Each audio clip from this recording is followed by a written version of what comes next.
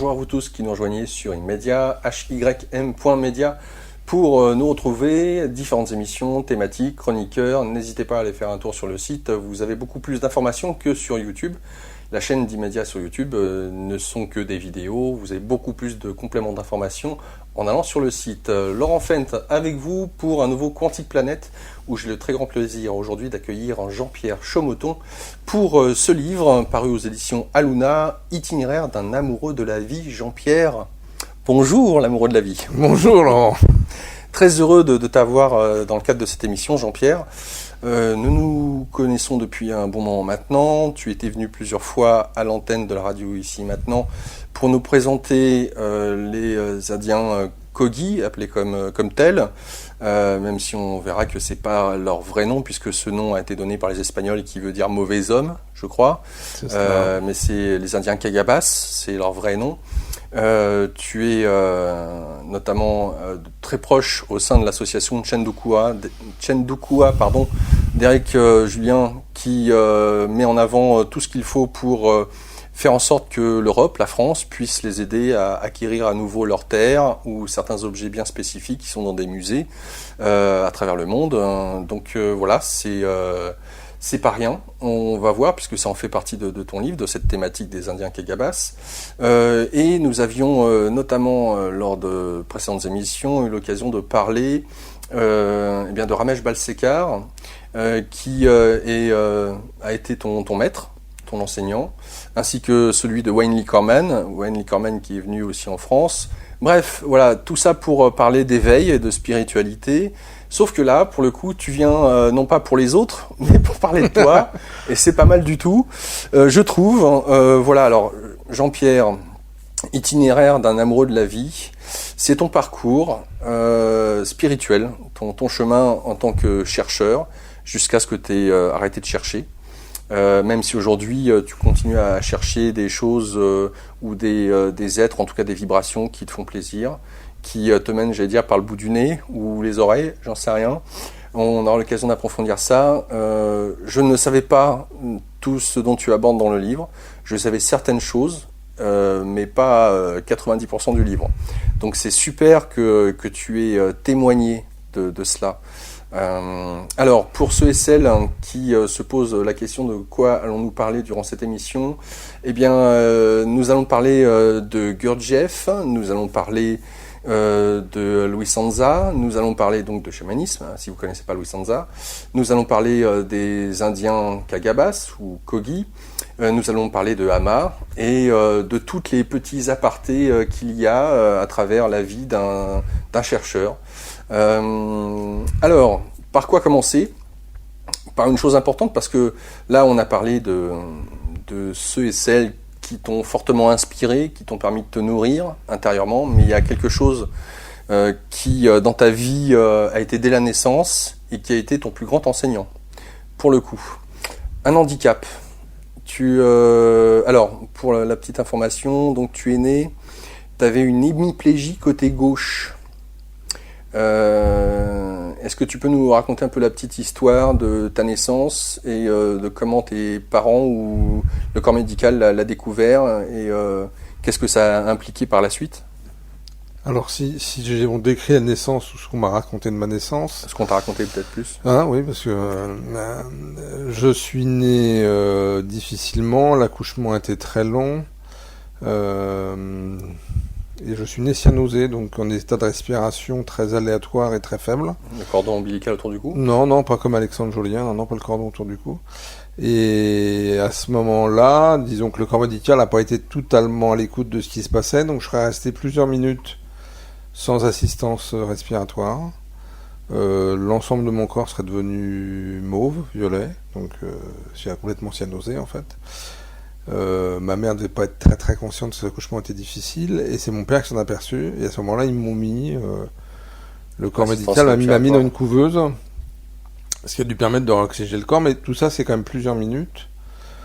Donc le premier témoignage médical que j'ai, c'est à 7 ans, probablement un médecin qui lit un dossier médical que j'ai jamais eu en main en fait, et qui dit, ne me regardant pas d'ailleurs, à ma mère, c'est incroyable qu'il soit là vivant et dans cet état-là.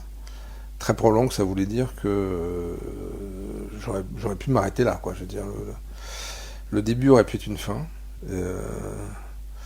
J'ai un autre médecin avec qui j'ai dialogué assez longtemps, une fois, qui s'appelle Olivier, dont je donne le prénom dans le bouquin, qui m'a fait parler, qui a regardé probablement énergétiquement ce qui s'est passé, etc. Et il m'a dit, au bout d'une demi-heure, il me dit, bon, ça va. Il me dit, je pense que tu as vécu une NDE à la naissance. Est-ce que déjà, peut-être le fait de naître en elle-même, est-ce que c'est pas une NDE à l'envers?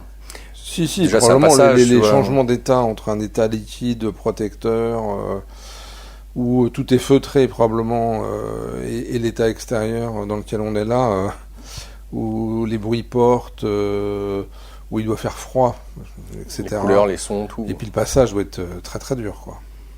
Ou très, ouais, en tout cas, très fort. Comme le passage de sortie à la fin. Je pense.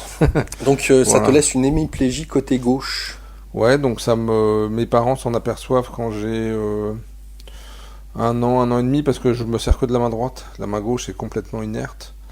Je commence à marcher très tard, j'ai plus de 2 ans quand je commence à marcher. Et puis la main gauche reste complètement atrophiée. À 7 ans, ce que je me rappelle, c'est qu'à 7 ans, j'ai 7 cm d'écart entre les deux jambes. Je porte des chaussures orthopédiques jour et nuit. Et la main gauche reste à peu près comme ça, bloquée le long du corps. J'ai dû commencer les soins de kiné à 5 ans.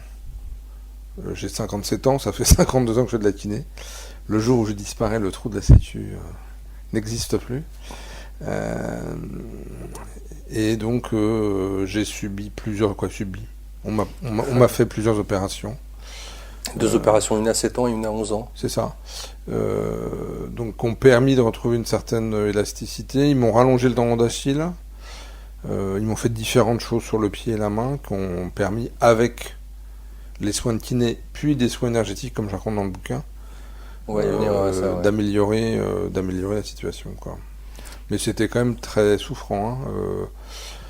Les séances de kiné se faisaient à l'autre bout de Paris chez un très très bon kiné, mais qui me mettait sous une sorte de cage en métal avec des poulies, des poids et autres. Et donc pour redonner de la souplesse au bras, il fallait tirer pendant des minutes et c'était super douloureux, quoi. Donc, est-ce que tu as des frères et sœurs? j'ai 2 sœurs. Une sœur d'un premier mariage de mon père qui est partie il y a déjà pas mal de temps, et une deuxième sœur qui est mon aînée et qui a 7 ans de plus que moi. Tes parents, lorsqu'ils t'ont, et de ce que tu peux voir d'eux à travers petit à petit que tu grandis, comment tu sens tes parents vis-à-vis de ton handicap, et notamment tes sœurs? Alors ma grande sœur, qui est une sœur d'un premier mariage de mon père, je l'ai connue, j'avais 13 ou 14 ans. Donc ah d'accord. voilà, donc je l'ai connue quand sa propre mère, la première femme de mon père, est décédée. En fait, moi j'ai l'impression que j'ai cette sensation très forte en moi que ils ont accepté ce qui m'arrivait, et tout le monde dans la famille a essayé de faire pour le mieux. Ma mère a dû probablement arrêter de travailler à ce moment-là, et elle s'est beaucoup occupée de moi pour trouver le bon chir, l'excellent kiné, etc. Donc elle a essayé de trouver les meilleurs accompagnateurs, soignants, pour que mon état soit le moins souffrant et le plus mobile possible, quoi. Mais j'ai vécu dans un environnement d'acceptation, en fait. Et du coup, et probablement que ça transpirait aussi chez moi, c'est-à-dire que j'ai jamais été en refus par rapport à cet handicap. J'ai fréquenté pas mal d'handicapés, j'en vois encore assez régulièrement. Handicapés de naissance ou handicapés de la vie, en fait, d'accident. Et je vois souvent des gens qui sont dans un refus de ce qu'ils ont. Ce que j'écris dans le bouquin, j'hésite à l'écrire cette phrase-là, mais je pense que le handicap, c'est pas quelque chose que tu as, c'est quelque chose que tu es. C'est ce que tu notes, ouais. Ah. Ce que tu notes. Donc, si tu refuses, et après on parlera de la spiritualité, mais quelque part, si tu refuses ce qui te constitue, tu renies ce que la vie a fait, ce que le monde a produit, ce que la vie a fait de toi, quoi. Donc, et je vois des gens qui sont dans une souffrance terrible, ça crée une tension terrible probablement par la comparaison et par ce que le monde est aujourd'hui, etc., de vouloir ne pas être cette différence visible ou invisible, parce que tu as des handicaps qui sont visibles et d'autres invisibles. J'ai jamais vécu. Je pense que la famille n'a jamais été porteur de ça et j'ai jamais senti ça en fait. Et j'ai jamais vécu ça. Est-ce que alors, en dehors de l'acceptation de ta famille, est-ce qu'il n'y avait pas un regard de... parce que quand tu parles d'acceptation, c'est acceptation que la vie t'est faite ainsi. C'est quoi? Est-ce que c'est acceptation que mon fils ne pourra pas être, entre guillemets, dans la norme? Est-ce que cette acceptation veut dire aussi qu'il n'y a pas dans les mots de tes parents au fur et à mesure de ton évolution une sorte de victimisation ou de culpabilité? Jamais. J'ai jamais senti ça en fait. Même pas de tes sœurs? Non. Moi ce que j'ai senti c'est plutôt une écoute et d'être en ouverture de ce qui peut être le mieux. Le mieux pour que la situation soit le moins... Il y avait quand même beaucoup de douleurs. Hein. C'était beaucoup de douleurs au quotidien. Même juste porter des chaussures orthopédiques jour et nuit. Tu tiens une articulation. Aussi des chaussures. Je portais des chaussures la nuit avec des tiges en métal sur le côté, tu vois, qui te montaient jusque en dessous du genou. Parce que comme le pied était très flasque, en fait, il fallait essayer que l'articulation se tienne. Et voilà, si tu retires la chaussure, l'articulation fait ça la nuit. Donc pendant des années, je sais pas, plusieurs années en fait, j'ai porté des chaussures orthopédiques jour et nuit. Je devais déchirer, j'ai des souvenirs où je déchire les draps, parce que c'est compliqué quoi. Puis c'est pas grave, t'as un pied qui est nu et l'autre qui est appareillé. Jusqu'au jour où j'ai décidé, où on a décidé, je sais pas quel âge j'avais, mais vers 10-12 ans, j'ai dû arrêter de porter des chaussures orthopédiques complètement la nuit. Et j'ai décidé à 20 ans d'arrêter de porter des chaussures orthopédiques tout court. Parce que c'est très compliqué de... soit il faut porter des chaussures orthopédiques tous les jours, quel que soit le temps, été comme hiver, etc. Mais ton cerveau et ton fonctionnement corporel peut pas un jour te dire mon pied est soutenu et donc pour traverser le trottoir, tu as un certain geste. Et le lendemain, tu te balades avec des baskets et ton pied est plus soutenu. Ouais. Et ce geste-là fait que ton pied va cogner le trottoir et tu te casses la gueule. Quoi. Ouais. Tiens, j'ai vu il y a cette semaine, peut-être dimanche dernier ou lundi, j'ai vu Forrest Gump. T'as vu ce film? Oui. Alors, il commence dans la vie en étant justement handicapé, il porte ses fameuses tiges le long de j'avais jambes. Ça, pas aussi fort que lui, mais jusqu'en bas, ouais. Notamment de voir l'attitude de la mère, de tout faire pour faire en sorte que son enfant puisse être le plus possible dans la norme. Ouais, mais je pense que c'est ça en fait. Il y a plusieurs choses. À un moment, il y a des gens qui ont dû dire à mes parents vers, je sais pas, 5 ans, 6 ans, 7 ans, il serait bien de mettre Jean-Pierre dans l'institut spécialisé pour handicapés. La réponse était non, donc j'avais toute ma scolarité dans des écoles de la République. Ça n'a pas été très simple. Hein. La primaire, c'était jusqu'au milieu du collège, c'était compliqué. C'est-à-dire tant que mes amis avaient pas, je sais pas, 13-14 ans. Mais les premières années ont été très compliquées en fait. Les enfants sont assez cruels, hein. Donc.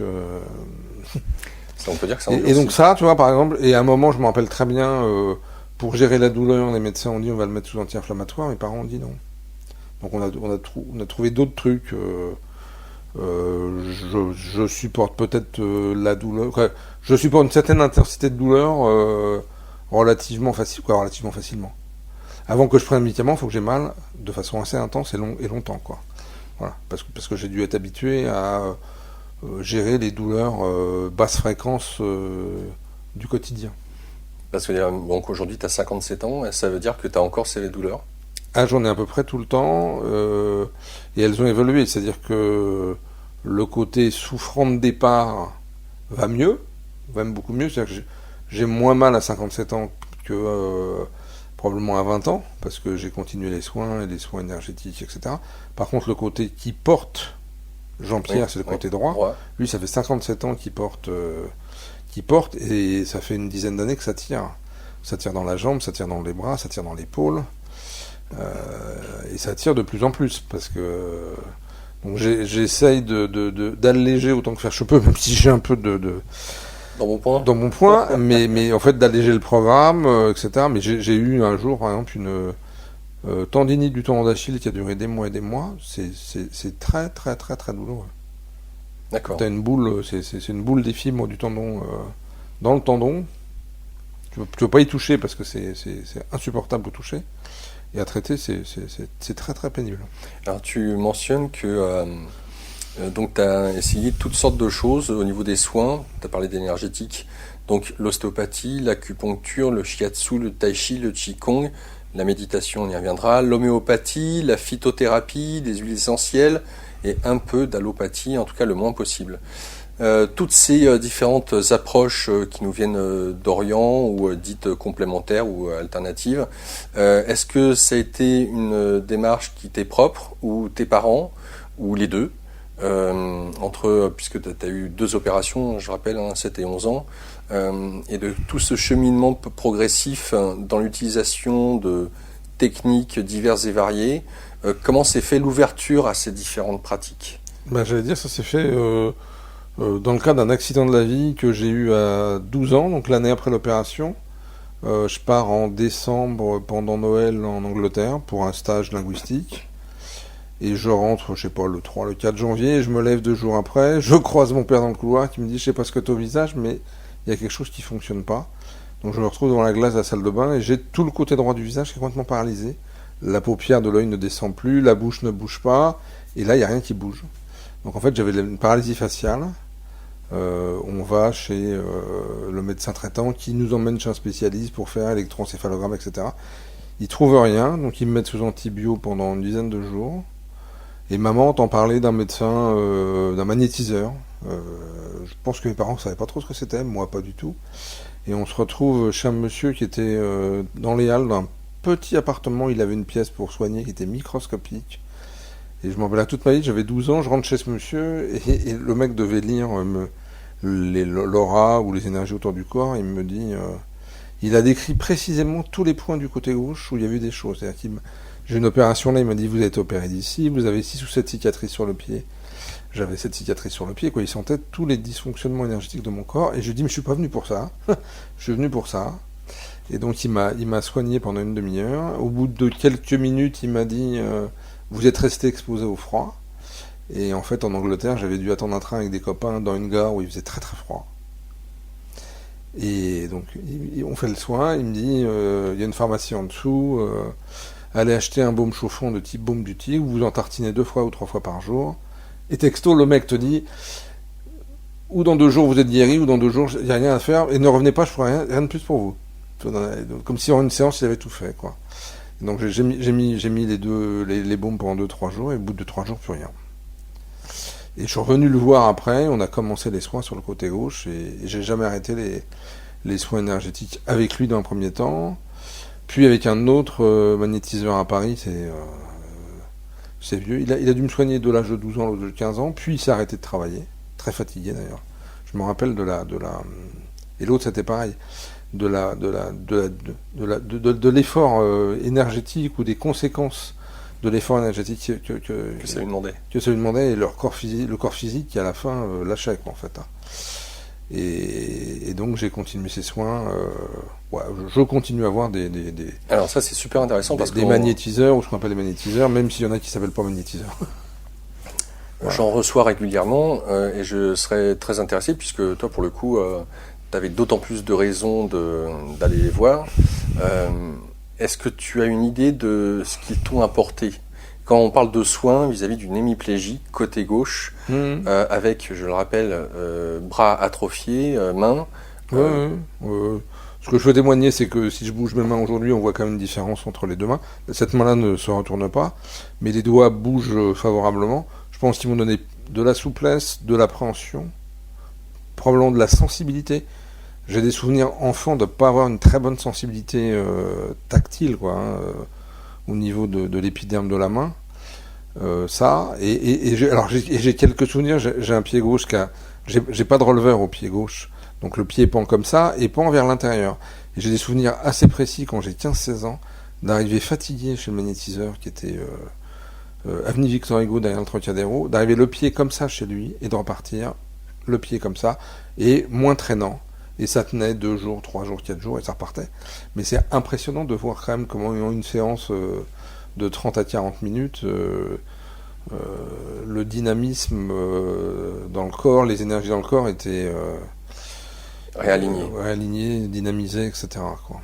Et est-ce que tu t'es pas posé la question, puisque tu as commencé très tôt, puisque tu me dis à l'âge de 12 ans, est-ce que au fur et à mesure de cette évolution, dans le jeune adolescent que tu étais, tu t'es pas dit, si à la sortie d'une séance, je peux à nouveau avoir le pied droit, que réaligner, avoir un peu plus de sensibilité, et que ça disparaît au bout de 2-3 jours, pourquoi est-ce que ça disparaît? Pourquoi est-ce que je pourrais pas le maintenir plus longtemps? Non, et eux, ils voulaient pas me voir, ils voulaient me voir un espace de 3 semaines, un mois, parce que il y a j'imagine que, et puis dans toutes les thérapies énergétiques, c'est souvent cette histoire des 21 jours, l'acupuncture, par exemple, on pose des aiguilles, tu reviens pas avant 21 jours, etc. Non, donc c'est comme, voilà. Je pense que c'est comme moi je sens, et en plus tu sens que tu es rechargé énergétiquement, c'est-à-dire que quand si 2-3 fois j'ai dû arriver chez eux fatigué, il n'y a plus de fatigue, etc. C'était pas que tout le corps en profite en fait, hein, donc. Pour ce qui est des alors l'ostéopathie, acupuncture, ok, shiatsu, ok. Ce qui m'intéresserait là, c'est tai chi et qigong. Est-ce que tu as eu l'occasion de pratiquer Ouais, c'est pas très facile pour moi, hein, parce que et avant qu'on reparlera de Gurdjieff, j'ai fait quelques fois, pas souvent, et les mouvements de chez Gurdjieff, ces fameuses danses sacrées de Gurdjieff, c'était super compliqué parce que chez Gurdjieff, quand ils te disent qu'il faut que le bras soit droit, faut que la phalange qui est là, elle soit à la même hauteur que l'épaule qui est là, tu vois, qu'il n'y ait pas un écart. Alors avec l'autre bras, et puis t'es 30 à faire ça en même temps, etc., quoi. Si vous avez vu il y a des vidéos là-dessus, où à la fin de Rencontre avec remarquable de Peter Brook, c'est quand même des mouvements assez complexes à réaliser. Voilà. Mais en même temps, quand tu es dans un groupe, que tu as 18-20 ans et que la personne qui dirige ça sait que le résultat sera pas parfait, 2-3 fois au début, le mec comprenait pas ou la femme comprenait pas. Et j'allais la voir à la fin du cours en lui disant t'attends pas à ce que ce bras-là marche bien, est-ce que la jambe aille aussi vite que la jambe de mon voisin, c'est pas possible, quoi. Tu vois, voilà. Donc, d'accord. Est-ce que tu pratiques encore aujourd'hui? Un peu de Qigong. Ouais. Un peu de Qigong. J'ai toujours continué à faire 2 à 3 séances de soins classiques, de kiné classique depuis l'âge de 5 ans en fait. Et depuis 3 ans ou 4 ans, je fais des soins en piscine, ce qui me permet d'être plus autonome. Il y a des moments où j'en ai assez d'être touché en fait. Mon corps physique, on a assez que quelqu'un arrive pour le masser, pour le toucher, pour tenir les articulations en tension, etc. Il y a des moments où ça devient... il y a un phénomène de ras-le-bol. Ouais. C'est pas du tout mental, hein. C'est vraiment très... physique, sensitif, etc. J'ai eu des périodes aussi où j'ai eu par exemple pas mal de piqûres. Les opérations, et peut-être que j'ai des séries de piqûres à l'adolescence, je sais plus. Mais je pouvais même plus voir une prise de sang en peinture, quoi. Donc, bon, ça c'est fini depuis longtemps. Mais voilà, tu vois, il y a des phénomènes qui font qu'à un moment, stop. Ce qui m'interpelle, ce que je voudrais savoir, c'est ton état intérieur. C'est-à-dire que, notamment, tu mentionnais tout à l'heure que les enfants sont très durs les uns avec les autres. On va voir, surtout quand tu arrives au collège, et plus on grandit, ça devient des fois très compliqué. Tu parles d'humiliation, hein, littéralement, dans ton livre.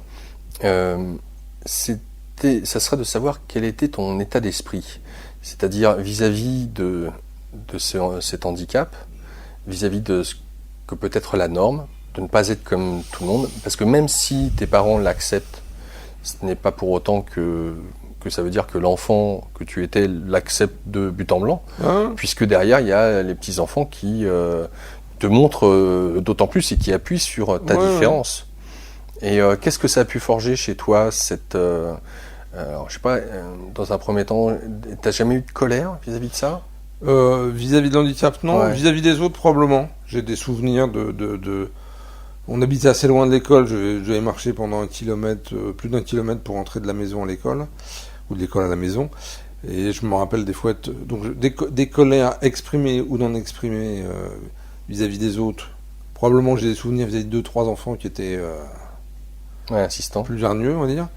Oui. Vis-à-vis de l'handicap, jamais. Je sais pas pourquoi, mais jamais. Tu vois, parce que moi, j'ai 2 impressions depuis le début, en fait. C'est qu'il y a eu un oui de ce que la vie a donné. Et ce oui m'a été donné. Donc, à partir du moment où il n'y a pas le nom de ce que tu es, ça accroche pas, en fait. Hein. Tu peux être en colère avec quelqu'un, mais il n'y a pas de colère vis-à-vis de toi, il n'y a pas de colère vis-à-vis de tes parents, il n'y a rien, quoi. Et donc, c'est quand même plus facile à vivre. Et je voulais dire autre chose, mais je ne sais plus quoi. Je reviens sur cette notion aussi d'autonomie que ça implique. Ah, ça n'a pas été facile, hein, l'autonomie, hein, puisque... un médecin a même dit, je sais pas si c'est le même, a même dit à un de tes parents, c'est pas sûr qu'il remarche. Je me trompe ou pas? Ouais, je pense pas que j'ai ça. Non, que le médecin dit que c'est un miracle que je sois là debout, oui. Ça, oui. Non, ce que j'ai essayé de faire, ce que mes parents essayaient de faire, c'est de trouver... et pour les soins, je dis que c'est pareil. Sans courir après toutes les techniques et les machins, les trucs, parce que ça, c'est une sorte de course infinie. Mais de trouver des choses qui t'amènent dans une position de moindre douleur, de meilleur confort possible. J'ai trouvé dans l'eau un support très fort. Donc je faisais 3 fois 2 heures de natation par semaine pendant des années, parce que comme le corps est porté dans l'eau, c'est beaucoup plus souple, et on travaille beaucoup les membres, donc les mouvements m'ont beaucoup aidé. Le corps médical et mes parents et moi, on n'a jamais été se mettre dans des... Il y a pas mal de sports que j'ai pas pratiqué, quoi, tu vois. Et pas de colère non plus vis-à-vis de fait que tu ne pouvais pas forcément faire ce que d'autres faisaient? Ouais, ça, non. Alors, il y a des choses que j'ai fait quand même, et des fois ça s'est mal passé. J'ai joué au football, j'ai joué au tennis, et jusqu'à l'âge de 25 ans, je jouais plutôt pas mal. Avec les contraintes que peut donner le fait de jouer contre des gens qui sont valides, qui ont une résistance physique supérieure à la tienne, ce qui t'oblige à compenser par autre chose. Et je me rappelle très très bien qu'à un moment, je jouais souvent, dans le début de ma carrière professionnelle, je jouais souvent avec un mec qui était physiquement beaucoup plus fort que moi. Mais je pense que du coup, ça a dû exacerber chez moi un sens tactique. Et j'avais mis au point des coups qui étaient des coups assez casse-pieds à récupérer. Et je me rappelle d'un jour, il a pété sa raquette devant moi en me disant: Jean-Pierre, c'est insupportable de jouer contre toi parce que j'y arrive pas. J'avais une sorte de revers, je sais pas quoi, de tennis qui était très emmerdant, qui rebondissait très peu. Et en plus, le mec était grand, qui l'obligeait à se baisser. Et je savais mettre le truc dans les coins pour bien l'embêter. Voilà, donc je pense que l'intelligence qui est là a dû compenser par de la tactique ce qui n'était pas de l'ordre du physique, quoi. D'accord. Tu abordes alors, vers la fin du livre, alors, on y reviendra de toute façon, mais il y a un élément important puisque là on parle de ta jeunesse. À la fin du livre, tu fais mention, donc tu rencontres une femme qui te fait des séances et des séances de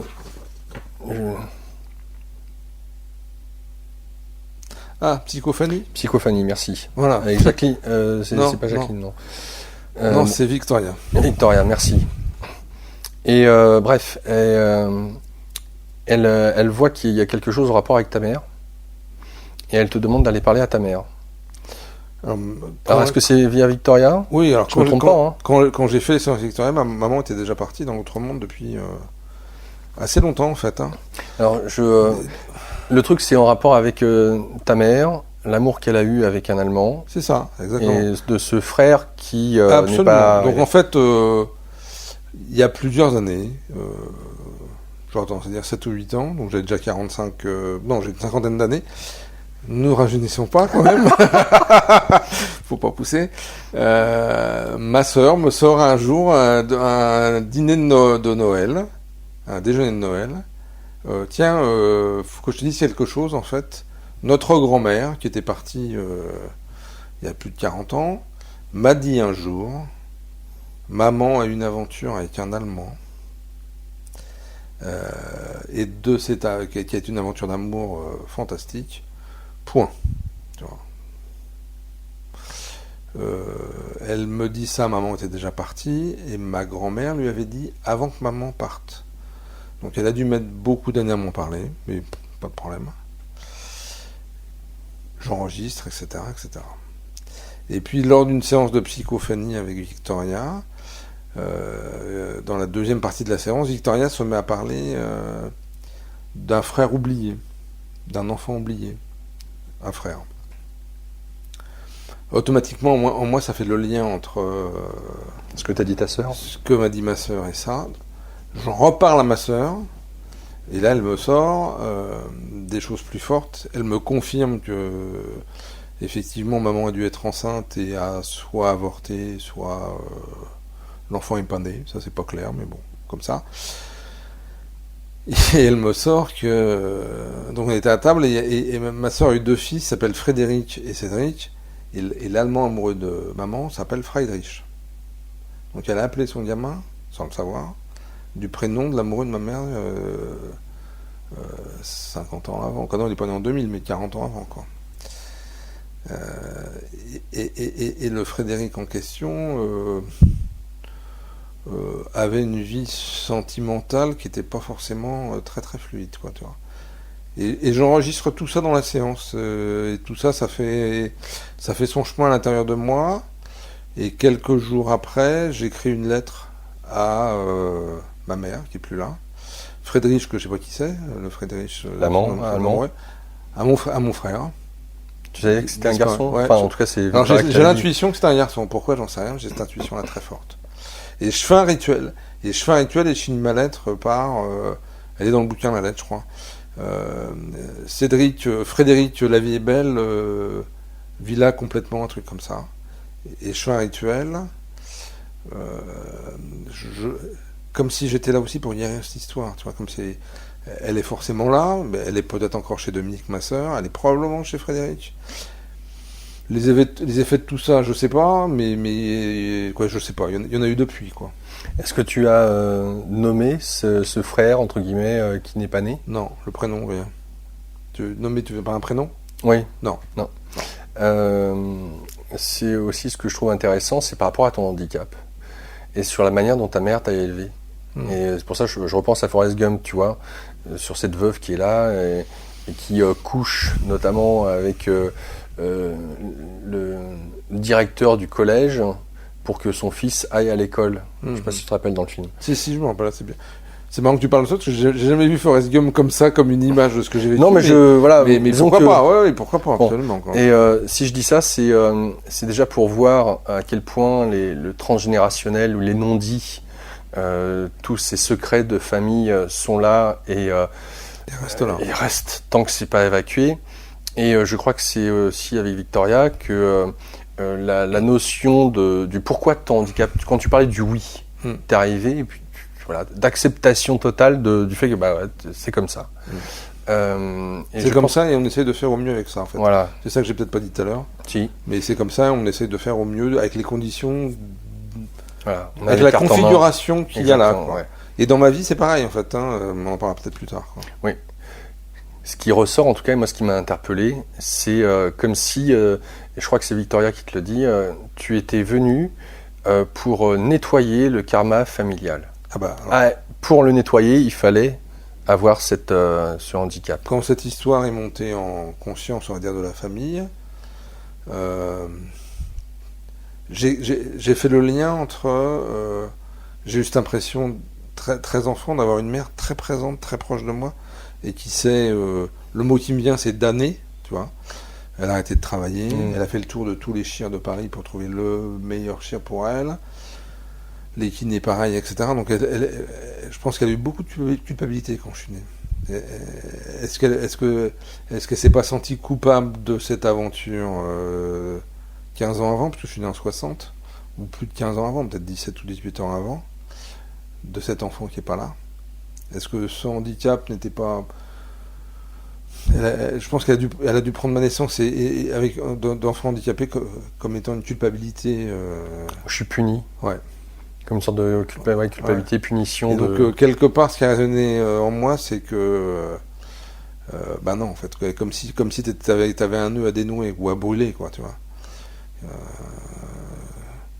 Et donc, je pense que le rituel qui m'a été proposé, parce que... voilà, j'ai rien fait, quoi. Ça, ouais. A guéri ça, en fait. Donc je suis venu aussi pour guérir la lignée quelque part. Bah, on le reverra un peu plus loin dans cette émission. Et dans l'histoire de Victoria, elle dit même que la mère de maman a vécu la même chose qu'elle. Quoi, a vécu la même chose qu'elle. Aurait vécu une histoire probablement d'amour compliqué. Quoi, je sais pas. En tout cas, c'est les femmes qui y avait quelque chose à guérir. Parce que c'est vrai qu'on parle des femmes, là c'est très présent, c'est ton côté gauche, féminin. On parle pas de ton père, on parle pas du masculin. Et c'est vrai que dans le livre, d'une manière générale, le masculin ressort pas comme étant aussi présent que le féminin. Mais si ce n'est à travers les enseignants spirituels, parce que c'est quasiment que des hommes. Et le féminin, les femmes t'ont permis de passer surtout un rapport beaucoup plus intime avec toi. Quand je dis intime, j'entends plus par rapport à ta personne, alors que les enseignants qui étaient des hommes, plus en rapport avec le chercheur, celui qui était en quête. C'est ça, oui, je suis assez d'accord avec toi.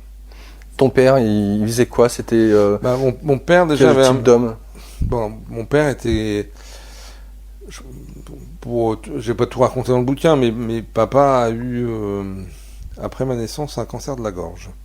C'était un gros fumeur, donc pour maman, ça a dû être très, très compliqué. Naître avec un enfant handicapé, voir son compagnon de vie, les soins d'aujourd'hui sur le cancer, les soins d'il y a 60 ans sur le cancer, il en a parlé assez peu, mais un jour il m'a dit un truc incroyable. Il m'a dit, je me suis fait opérer, et j'étais dans un centre de soins... il s'est retrouvé avec plusieurs personnes, une quinzaine de personnes. Et il me dit, en fait, on est sortis 3 vivants là-dedans. On était une quinzaine, il y en a 12 qui sont partis. Et un jour, il m'a dit, je me suis rendu compte des années après que les 3 qui sont partis, c'est les 3 qui auraient laissé leur famille dans des conditions et matérielles, et peut-être plus que matérielles, terribles. Et ceux qui étaient dans une situation de confort relatif, ou des gens sans enfants qui avaient assuré le matériel, etc., ils sont partis.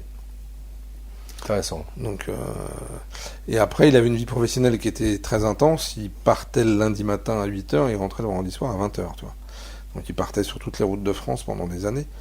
Donc mon père, je le voyais le week-end. Donc quand je dis que c'est maman qui m'a pris en charge, c'est elle à 100%. Quoi. J'ai peu de souvenirs de lui présent avec le corps médical. J'en ai pas. Quelles étaient les croyances d'ordre spirituel, religieux, pas religieux, athée Bon, j'ai des parents qui étaient catholiques, lui non pratiquant, elle pas beaucoup. Et après, une mère qui était quand même assez ouverte. Elle avait des livres de spiritualité à la maison. Quand j'avais 13-14 ans, on a été voir un des magnétiseurs qui me soignait, le deuxième, Monsieur Carole, nous invitait un jour à aller faire une conférence, aller l'écouter dans une conférence à Paris. Et la conférence était en 2 parties en fait. Lui parlait du magnétisme et de comment il accompagnait les gens, qu'est-ce qu'il ressentait, etc. Et la deuxième partie était une voyante. Et Carole nous avait dit, tiens, si vous avez des photos de gens décédés, amenez-les parce que la voyante pratiquera des séances, des séances là-dessus. Quoi. J'avais 13 ans, moi. Vous voyez, ça me disait rien, tout ça. Maman, je sais pas trop, mais bon, elle a emmené une photo d'une dame qui était une amie très très proche d'elle. La voyante a fait une première partie de sa conférence, elle raconte un peu ses techniques, je sais pas comment dire, et puis après elle est passée aux travaux pratiques.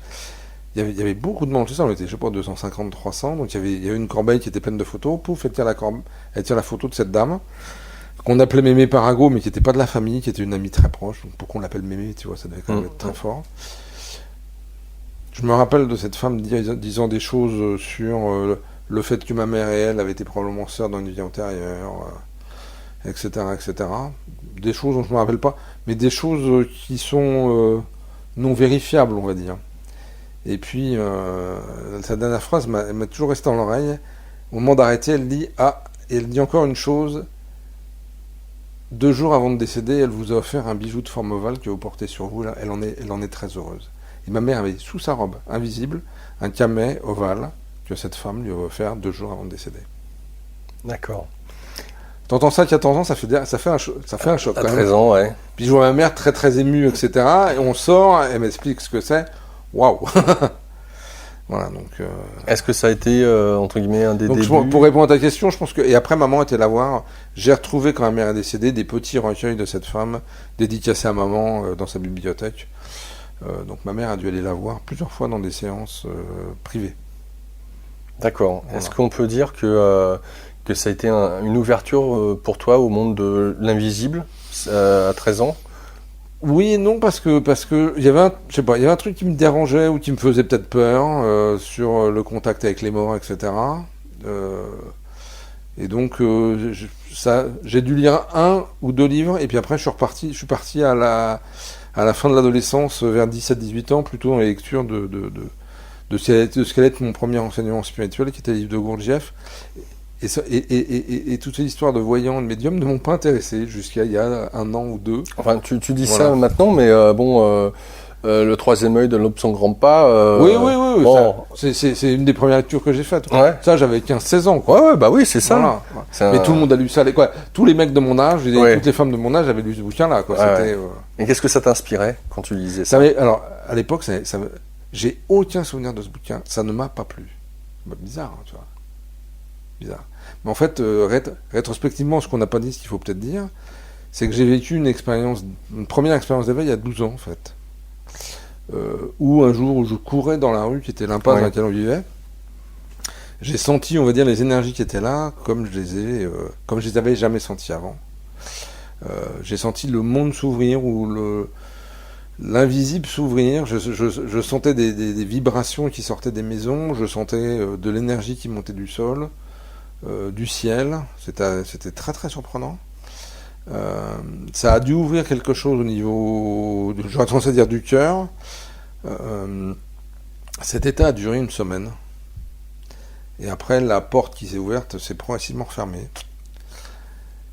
Et donc en fait, ça avait dû laisser un goût, et dans mon corps, et dans mon cœur, et dans ma tête, tellement fort ce truc, que ce qui m'intéressait, c'était ça. Et l'histoire du troisième œil, machin, etc., ça me parlait pas, en fait. Et quand j'ai lu Gurdjieff qui a parlé du travail sur les 3 centres, le corps, les émotions et l'intellect, là, ça fait bim. Alors, juste avant d'aborder, on va commencer effectivement à parler de Gurdjieff ou Ouspensky. Il y a quelque chose qui revient.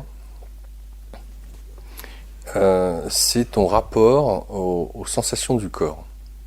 Parce que là, par exemple, tu nous parles de cet événement qui t'arrive. Donc, tu as 12 ans. Ouais, j'ai 12 ans. Quand tu cours. Donc, c'est après l'opération, ça doit être l'année après l'opération. Alors, c'est intéressant, tu vois. Encore une fois, Forrest Gump, je reviens là-dessus. Oui. Mais au moment où il court pour avec la première fois. Qui tombent, là. Exactement. Ouais. Il se passe un truc. Et puis, à un moment donné, un élément fondamental du film, c'est qu'il va courir à travers les États-Unis pendant des années. Enfin, voilà.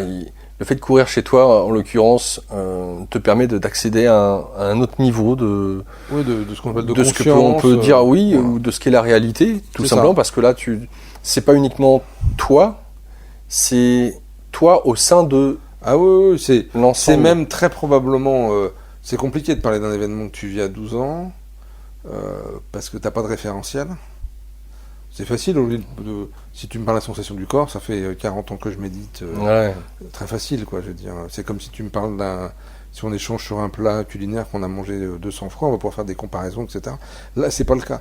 Donc je sens des choses, effectivement, j'ai ce souvenir de choses très claires dans le corps, comme si le corps était éclairé. Voilà. Mais surtout, ce qui m'avait frappé, c'est ce côté très vibratoire de la vie extérieure, quoi. Ça m'avait interloqué. J'en ai parlé à personne, parce que n'ayant pas de référentiel, personne n'ayant aucune lecture, quoi. En plus, à 12 ans, tu lis pas des bouquins là-dessus. Donc, n'ayant aucun référentiel là-dessus, n'ayant jamais rien entendu là-dessus, je me tais, toi. Je dis rien. Quand ça se referme, le seul truc que je dis à ma mère, je me rappelle à toute ma vie, c'est je vais la voir, je vais lui dire, je sais plus quel mot j'emploie, mais je lui dis grosso modo, j'arrête le catéchisme. En fait, cette ouverture au monde m'avait ouvert peut-être un goût, quelque chose, et je retrouvais pas du tout cette saveur-là dans ce qu'était devenu l'enseignement du Christ, parce que je l'écris dans le bouquin, je fais vraiment une différence entre Jésus et l'Église, mais comme plein de personnes, et je trouvais très peu de saveur là-dedans, donc pas de saveur, j'ai pas envie de continuer, quoi.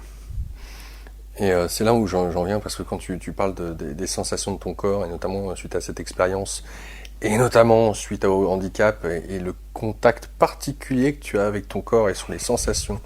Tu l'as mentionné avec le tennis et sur ce fameux revers.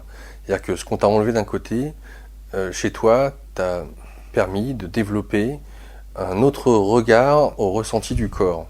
Sans compter que tu parles de la douleur qui est très intense. Alors, je ne sais pas ce que ça implique, moi, parce que je ne me retrouve pas là-dedans, sur justement, si quelqu'un, comme ça de but en blanc, hein, si quelqu'un souffre dans son corps tous les jours, aux mêmes endroits, on pourrait se dire, bon, bah, peut-être qu'une autre partie du corps va anesthésier, entre guillemets, les sensations. Donc on va être moins sensible aux sensations corporelles d'une manière générale. Et c'est ce que le corps a choisi de faire pour anesthésier la trop grande douleur. Or, toi, tu nous parles de la natation et tu nous parles justement du magnétisme, de ces gens que tu vas voir, de toutes ces différentes pratiques qui te relient au corps. C'est ça qui est déjà de prime abord intéressant.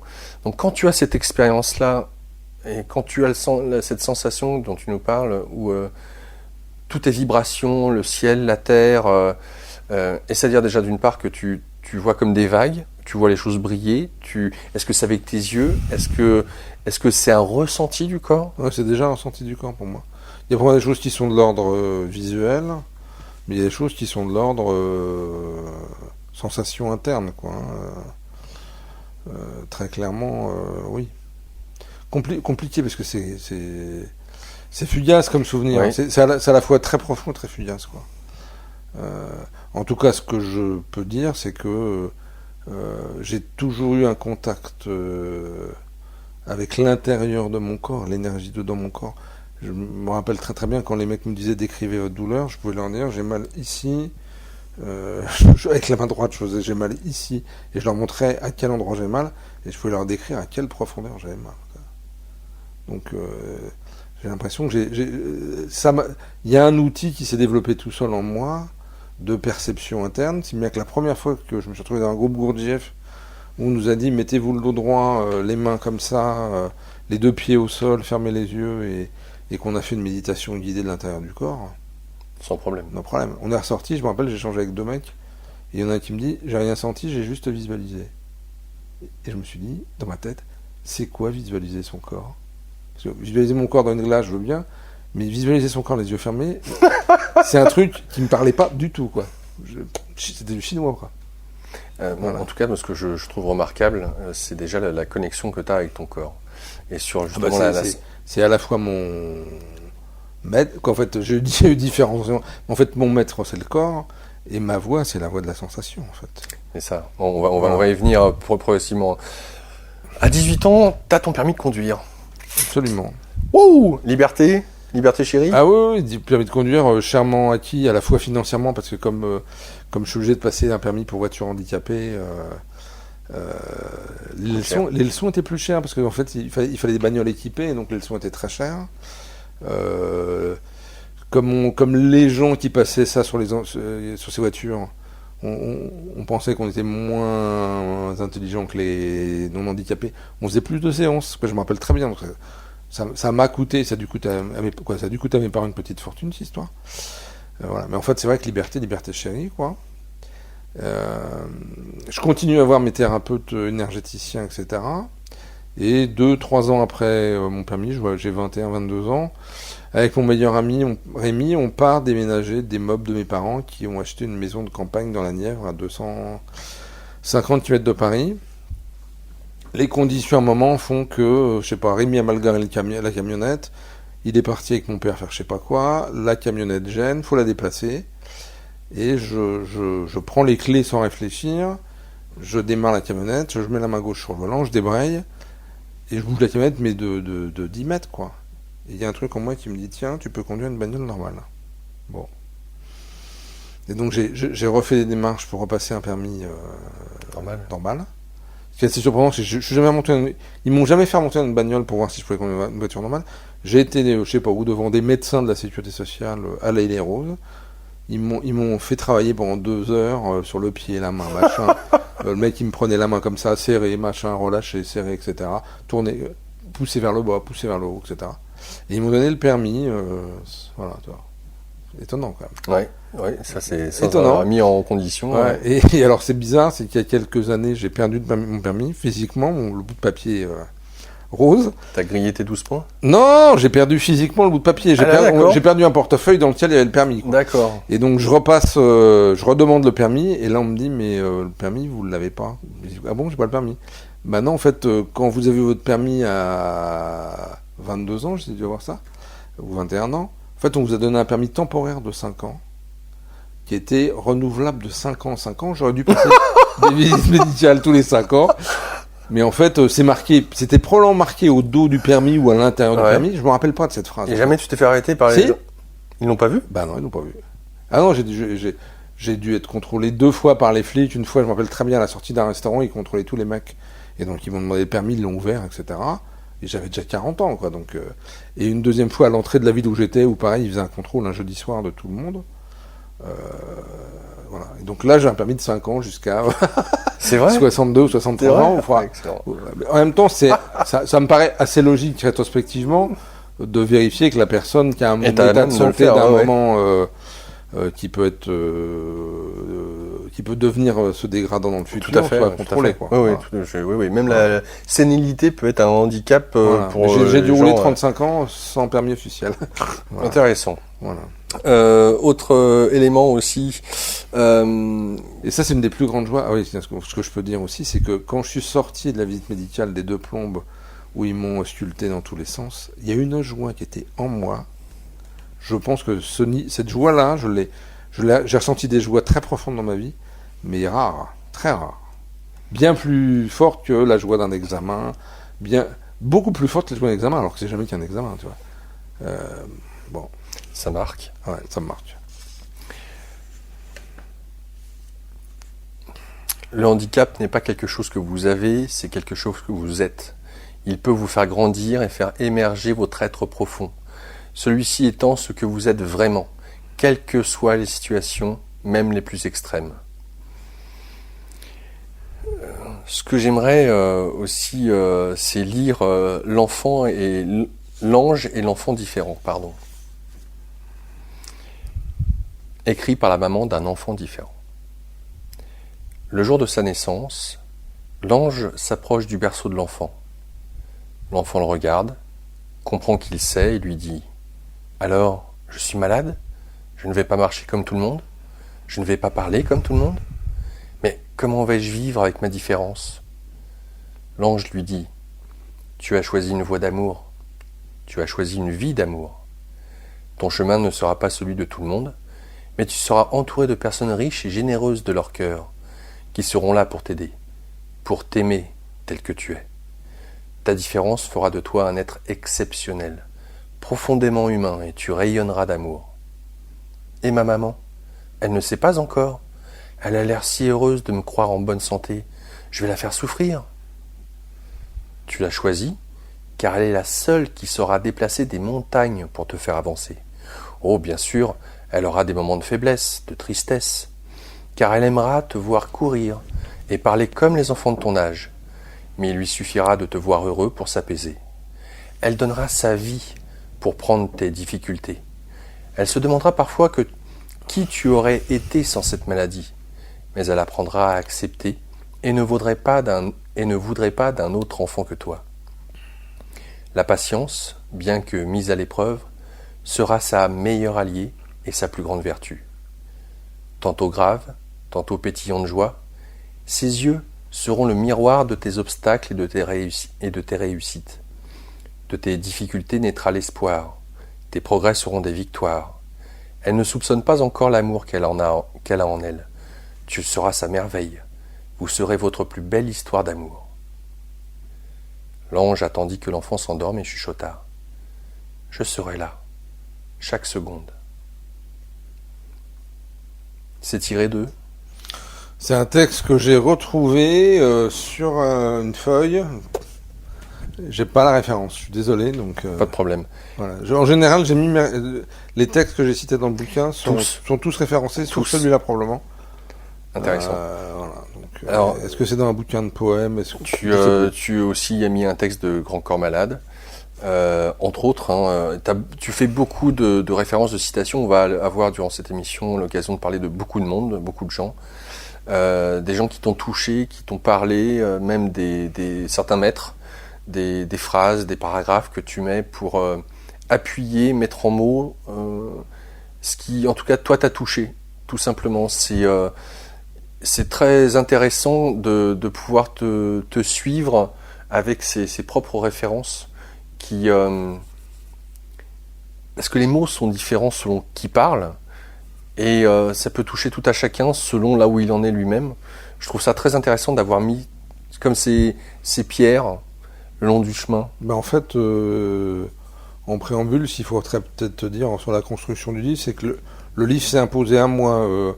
J'ai jamais tenu de carnet de notes. Je me rappelle chez Gurdjieff, j'avais des copains qui, sortant de la réunion, allaient au café du coin pour noter ce qui avait été dit, etc. J'ai jamais tenu aucun carnet de notes, etc. J'ai senti il y a 2 ans à peu près la nécessité d'écrire. Dans les mois qui ont suivi, la vie a laissé un peu plus de place au vide, on va dire. Et j'ai dû commencer un jour à prendre un cahier. J'ai écrit les chapitres. Je pense qu'en 2 jours, j'ai écrit les chapitres qui sont là-dedans. J'en ai pas retiré un, j'en ai pas rajouté un seul.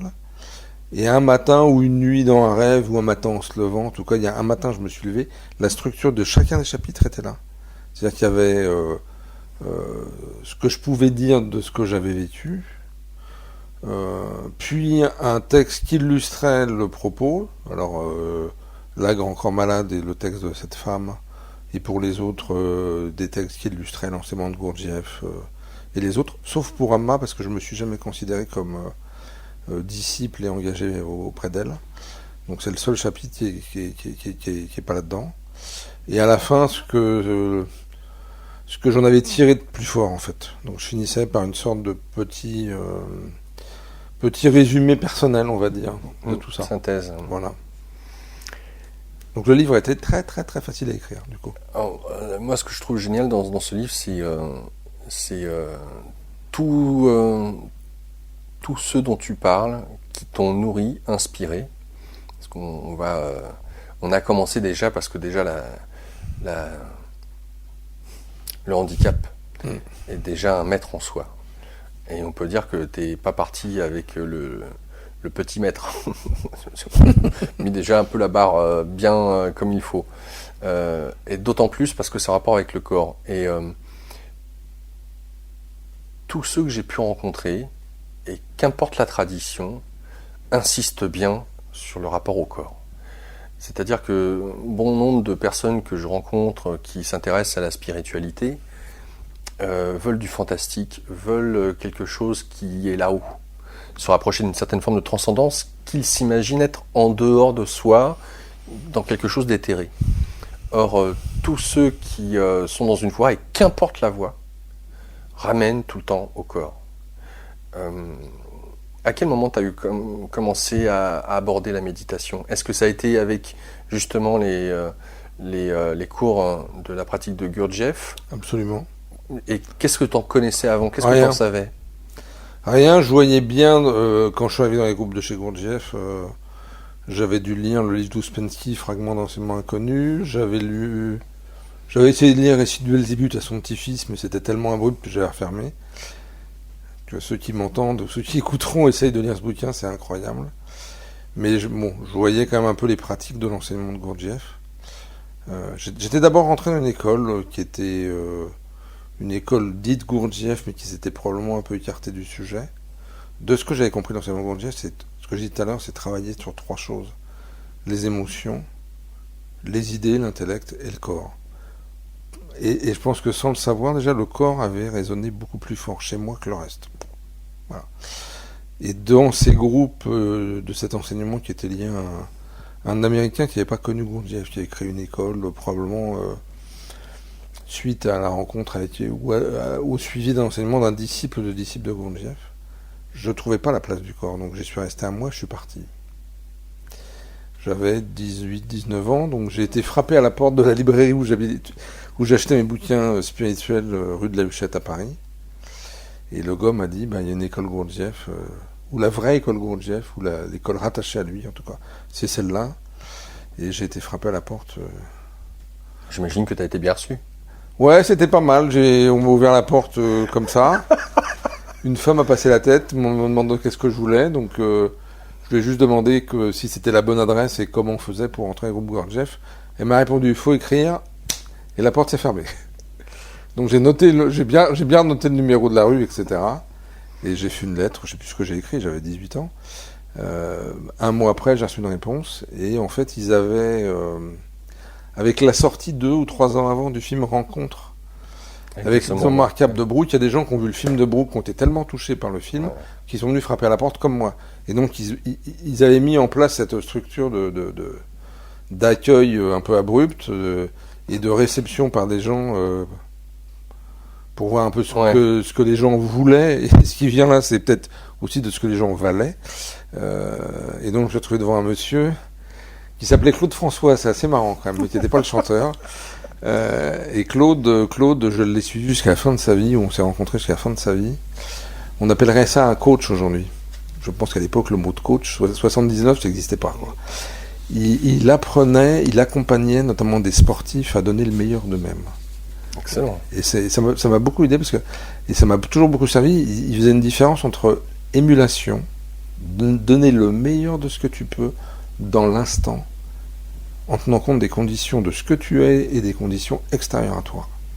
Et la compétition, essayer de passer devant l'autre, et le seul but est d'essayer d'être devant. Et il me dit, j'apprends à des coureurs de 100 mètres et de 200 mètres à rester détendus, etc., même s'ils entendent que le mec qui est à côté d'eux, ou la femme qui est à côté d'eux, est devant eux. Parce que s'ils se contractent, c'est mort. Leur performance sera moins bonne. Je pense que c'est quelque chose qui est resté très marqué chez moi, aussi bien dans la vie spirituelle que dans la vie habituelle. D'être dans cette décontraction, tu veux dire ? Non, d'être dans cette émulation. Je pense que du coup, ça m'a donné un goût peu prononcé pour la compétition, quoi.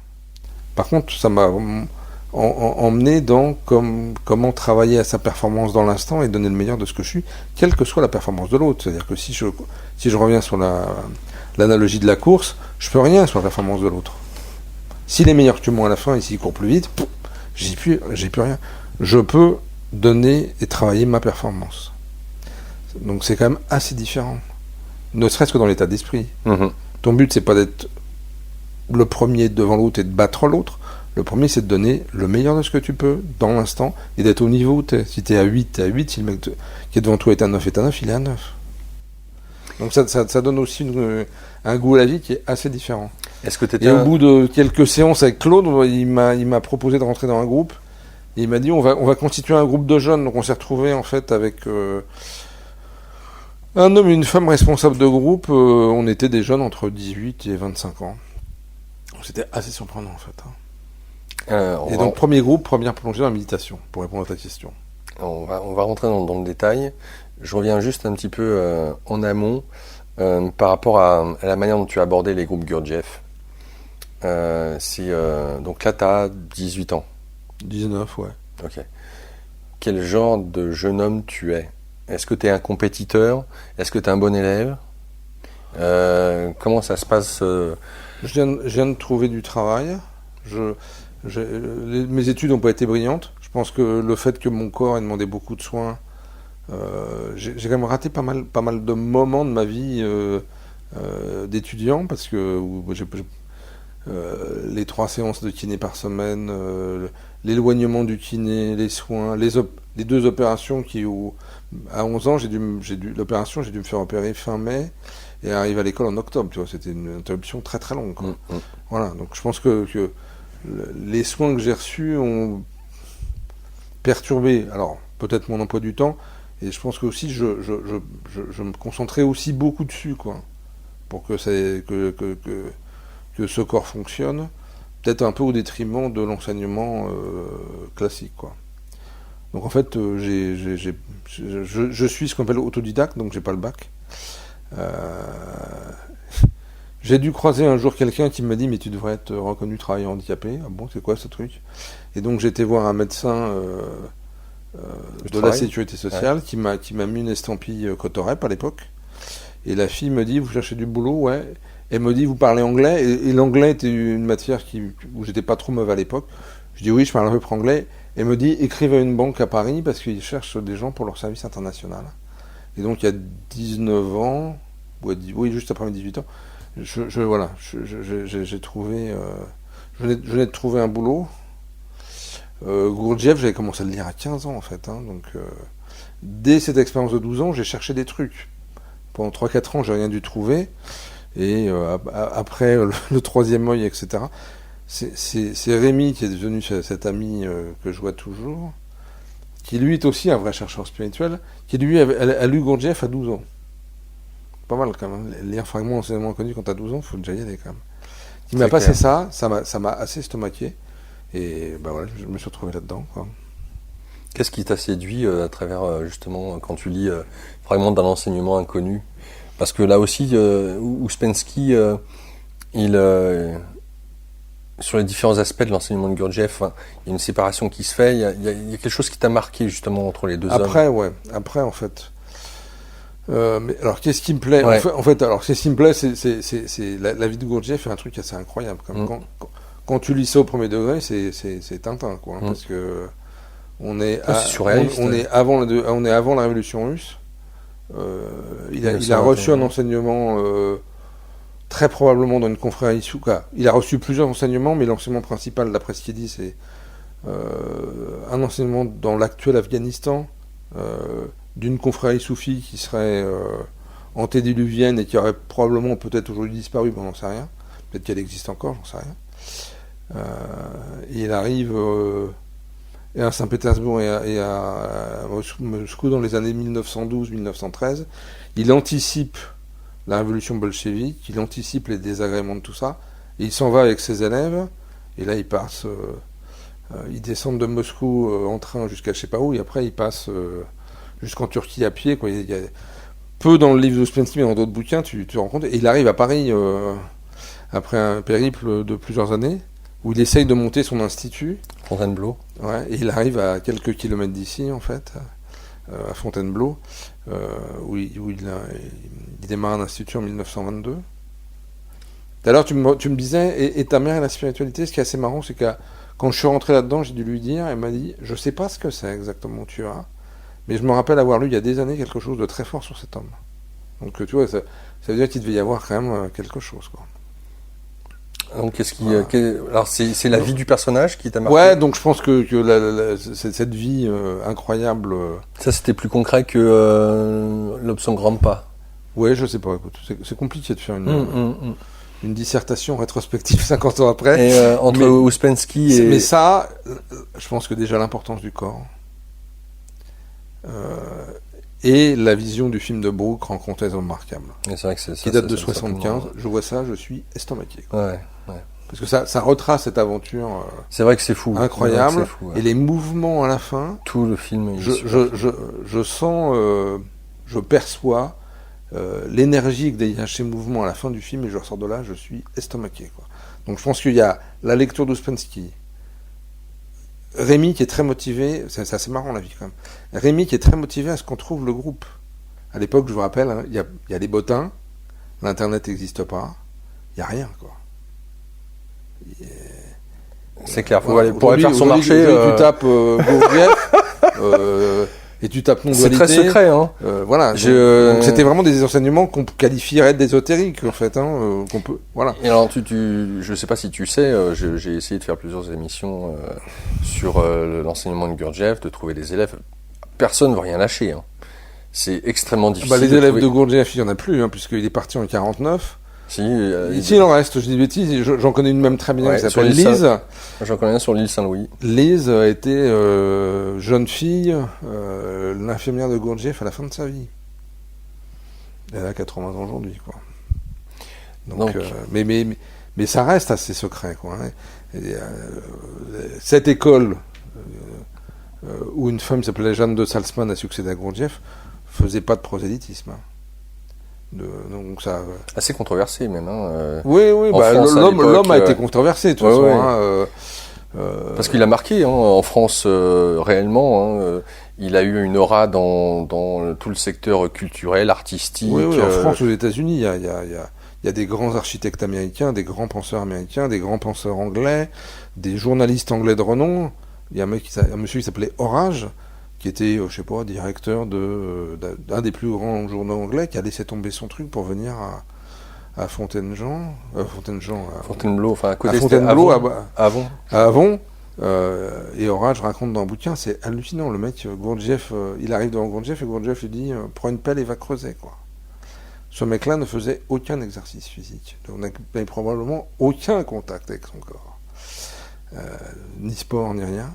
Et il dit j'ai creusé des jours, et des jours, et des jours, et des jours. Et il voyait Gurdjieff qui passait devant lui, qui disait Orage, continue. Et il disait le soir, je me retrouvais dans ma cellule, parce que tu devais dormir dans les toutes petites chambres. Et il me dit, le corps me faisait tellement mal que je pleurais de douleur.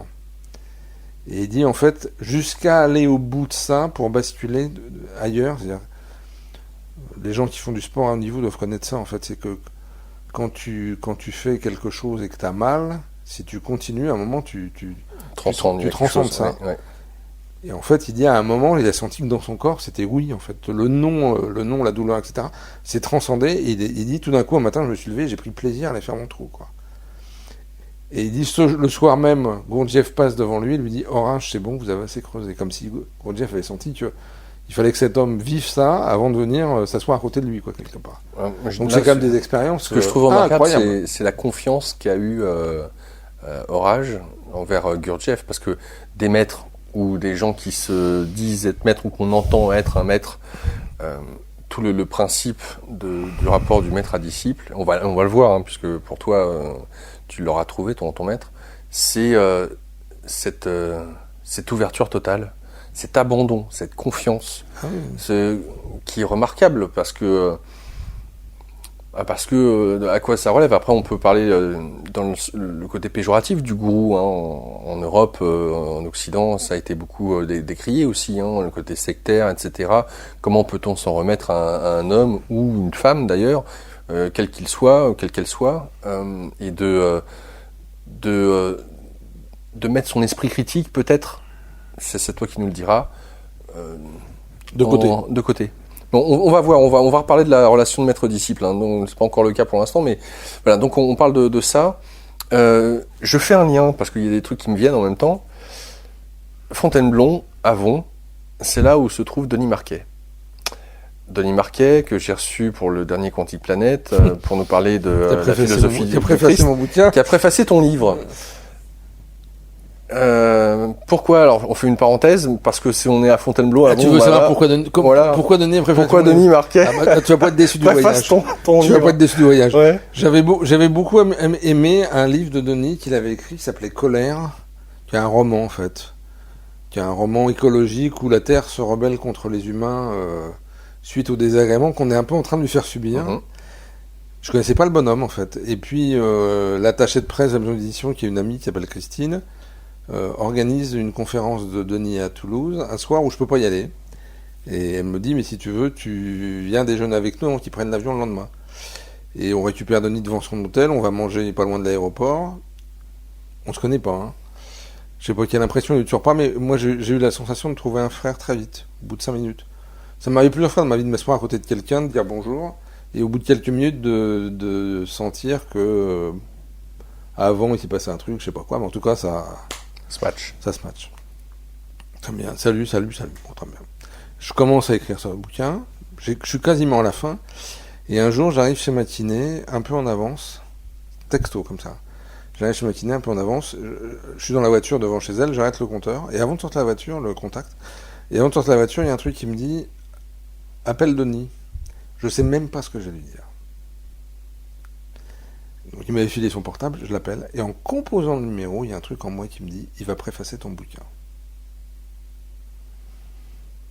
Il décroche, je sais pas comment je lui ai dit le truc, parce que c'est quand même, on s'est vu une fois 2 heures à table, hein. Chaumeton, il a jamais entendu parler, quoi. Le seul lien qu'on a vu dans nos chemins spirituels, c'est que lui et moi, on a fréquenté le Buisson de ça. Ah, Voilà. oui, Voilà, d'accord. voilà. Il a connu Louis, etc. Ouais.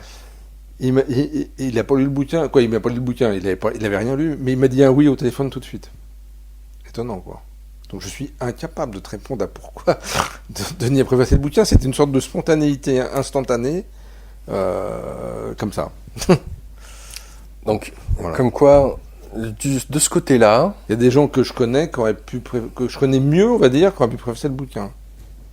Voilà. et c'est que C'est mon intuition qui ouais, m'a ouais, mis mais là-dedans, quoi. tout ce livre, c'est que ça. Donc, il y a plein de choses qui sont. Et la préface est magnifique. Ouais, c'est Denis, hein, quand même. Et alors, ce qui est marrant, c'est que j'étais à Paris, en train de discuter avec deux femmes. J'ai un boulot d'entrepreneur et j'appartiens à une association qui s'appelle l'APM et je discutais avec la responsable de l'APM et une autre dame. C'est quoi PM, APM? APM, Association pour le progrès du management. Merci. Donc c'est pour améliorer à la fois tes pratiques managériales et le fonctionnement des boîtes qu'on dirige. On va dire ça comme ça. Et texto, donc le livre était fini, il manquait la préface de Denis. On était en train de parler de lui 3 minutes avant et je vois arriver sur mon téléphone qui devait être ouvert ou sur le genou, je sais pas où, un message et je vois marqué, et c'est la préface de Denis qui est arrivée 3 minutes dans une discussion alors qu'on venait de parler de lui, quoi. Donc il y a une connexion Particulière. Voilà. Et je note, encore une fois, bon, on parle de Gurdjieff, Fontainebleau, Avon, et Denis habite dans ce coin-là, quoi. Et ce qui est intéressant aussi, c'est qu'il y a donc cette connexion à Yeshua, la philosophie du Christ. Et même si tu vas vers les groupes Gurdjieff, tu l'as dit, tu as fait du catéchisme, bon, ça ne te parle pas, mais tu restes en connexion avec Jésus et Marie. Depuis toujours. Depuis toujours. En tout cas, depuis cette époque-là, c'est clair. Et tu as un lien de prédilection avec Notre-Dame de Paris. Très fort. Déjà avant. Les groupes étaient sur l'île Saint-Louis. En plus. Ouais, En plus, déjà à l'époque, le stationnement n'était pas très simple. Et Roger, qui était notre responsable de groupe, ne supportait pas qu'on arrive en retard. Le groupe, c'était à 20h.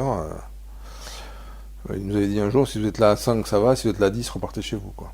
Donc, du coup, moi, habitant la banlieue sud, j'arrivais quand même assez tôt et je me retrouvais là vers 19h. Donc, j'avais 1 heure à perdre. Et cette heure à perdre, j'allais souvent la perdre dans l'église, dans la cathédrale de Notre-Dame, en fait. Et donc, il s'est créé un lien charnel avec cette église, très fort. Donc, mais elle est quand même très très forte, cette église. On en revient à la sensation du corps. Juste un point là-dessus. Oui, je t'en prie. Alors, je ne sais plus si c'est dans un livre ou si c'est à l'oral. Louis Sansa, un jour, a raconté ça, en fait. Des années avant que tout ça, Louis est arrivé en France dans les années 50. Un jour, il s'est retrouvé devant Notre-Dame, donc peut-être en 60, etc.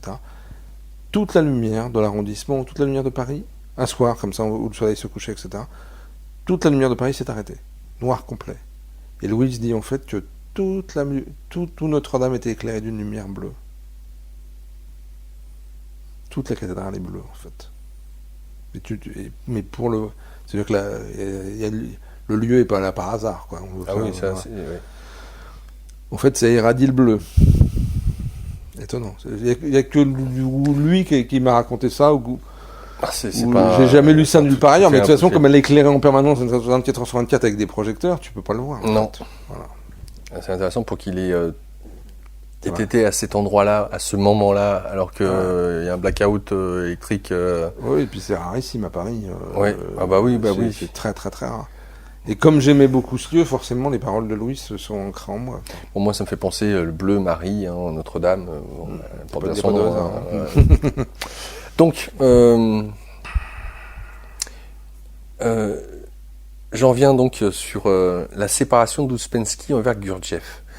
Pour moi, c'est important parce qu'il y a le maître et le disciple dans cette histoire et de cette relation. Et cette séparation te marque. Ah oui, à la fin du livre d'Ouspensky, et le livre d'Ouspensky, je l'ai lu, relu. Je ne l'ai pas lu depuis 20 ans, mais je l'ai lu X fois à cette époque-là. Ouspensky, si je dis des choses assez précises, dit la chose suivante. Gurdjieff ne devait pas être quelqu'un de très simple en termes de fonctionnement, de vie et de comportement extérieur. Et à un moment où Ouspensky a dû en avoir assez du côté direct de Gurdjieff. Et en fait, il a quitté Gurdjieff. Il devait probablement ne plus le supporter. Et il dit, j'ai fait une séparation entre son enseignement et son fonctionnement. Ça, je ne sais pas pourquoi cette phrase, ce paragraphe, je l'ai mis dans le livre, m'a profondément frappé, mais en tout cas, ça a marqué. Et très probablement que j'ai du coup fait une sorte de séparation qui est restée tout le temps là, entre ce que j'entendais, ce que je ressentais, et la personne qui était porteur du message et qui était traversé par les énergies. Donc j'ai jamais eu cette sensation j'ai discuté avec Ramesh une fois de ça, sur la relation maître-disciple, et où Ramesh a répondu, Jean-Pierre, c'est vous, les gens qui sont là, qui me mettez sur un piédestal. Moi, je suis à votre niveau, la relation que j'ai avec vous, elle est de cœur à cœur. C'est votre attitude, en fait, intérieure, qui crée cette relation. Et donc, j'ai jamais créé cette relation. Avec Roger, avec Roger, mon ancien chef, c'est plus compliqué peut-être que ça, parce que je suis très jeune, etc. J'ai 19 ans. Donc. Mais en tout cas, avec Louis, avec Ramesh, et avec une autre personne que j'ai rencontrée depuis, il y a une relation fraternelle de cœur à cœur. Pour chacun d'entre eux. Pour chacun d'entre eux, ouais. Il n'y avait pas de mettre l'autre comme étant celui qui est détenteur de quelque chose, d'un savoir, ou parce que qu'est-ce que alors justement, c'est très bien, puisque toi t'en parles. Ouais. Au-delà des personnages qu'on va avoir l'occasion de visiter, pour toi, la relation de maître à disciple, ça sous-entend quoi? Est-ce que, pour le disciple, si on peut appeler ça comme ça, pour moi, ça sous-entend confiance, écoute, respect, mais j'ai lu, pas forcément chez Gurdjieff, mais chez d'autres, mais chez Gurdjieff aussi, mais comme Gurdjieff a une richesse, l'enseignement de Gurdjieff est d'une richesse assez incroyable. Donc il y a énormément de matériel. Au milieu de tout ça, il y a une chose qui est dit, où il dit l'homme est déjà en fait complet. Tout est là. Il y a juste à le révéler, etc. Et en fait, j'ai toujours pensé que la vie spirituelle, c'était juste comme retirer un habit, en fait. Que tout est là, en fait. Donc si tout est là pour tout le monde, pourquoi, même si la personne qui donne quelque chose serait supérieure à toi, à moi et à quiconque? Voilà. Donc pour moi, c'est une relation de fraternité, en fait. Tu voyais pas de soumission? Non. Pour enlever ses voiles ou ses habits dont jamais. tu parles? Quoi, jamais. En tout cas, j'ai jamais eu cette sensation à l'intérieur de moi. Et du respect, hein. J'ai jamais été insultant avec quiconque. Loin s'en faut. Et le doute dans tout ça? Sur le fait que l'autre est censé savoir, enfin l'autre, le maître, est censé savoir ce qu'il faut pour le disciple. Et à un moment de dire, attends, mais pourquoi il fait ça? Pourquoi il me dit ça? Pourquoi il me demande ça? Genre, creuse un trou. Oui, alors, j'ai jamais été confronté à ça, mais il faut dire que pour tenir une pelle avec cette main-là, c'est compliqué. Tu vois ce que je veux dire? Ouais, mais alors, ce que j'ai compris il y a quelques années, il y a une petite dizaine d'années, j'ai en fait cette impression très forte qu'en fait j'ai été accompagné et guidé depuis le départ. J'ai pas plus choisi Gurdjieff que Louis, que Ramesh, que Amma. C'est la vie, c'est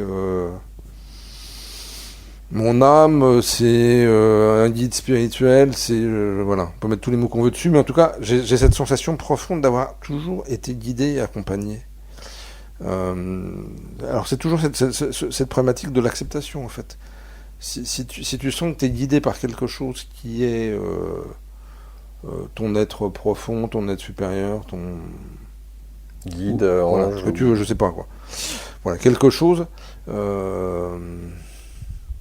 Non, même si chez Gurdjieff, des fois, c'était costaud, quoi. Alors, comme je pouvais pas faire trop les travaux extérieurs, et que j'étais probablement assez doué en cuisine, j'ai des souvenirs où on faisait la cuisine à 4 ou 5 pour 80 personnes. Petit-déj, déjeuner et dîner, tu vois. notamment, parce que t'avais des week-ends. notamment à Gordes. Et on n'était pas beaucoup en cuisine, on était 4, 5, 6. Beaucoup de femmes, j'étais un des rares hommes les mecs un peu costauds préfèrent aller faire les trous dans le jardin et autre chose. C'est des super. Voilà. Soit, si tu prends ça comme une. Mais c'est comme, j'imagine, aller faire le C20 en Inde auprès d'un maître. Hein. Si tu prends ça comme une corvée, c'est l'enfer. Si tu prends ça comme un service et comme un exercice, c'est génial. Et même si c'était difficile, il fallait rester debout toute la journée. Avec ma jambe, c'était super compliqué. Le soir, je couinais comme c'est pas possible.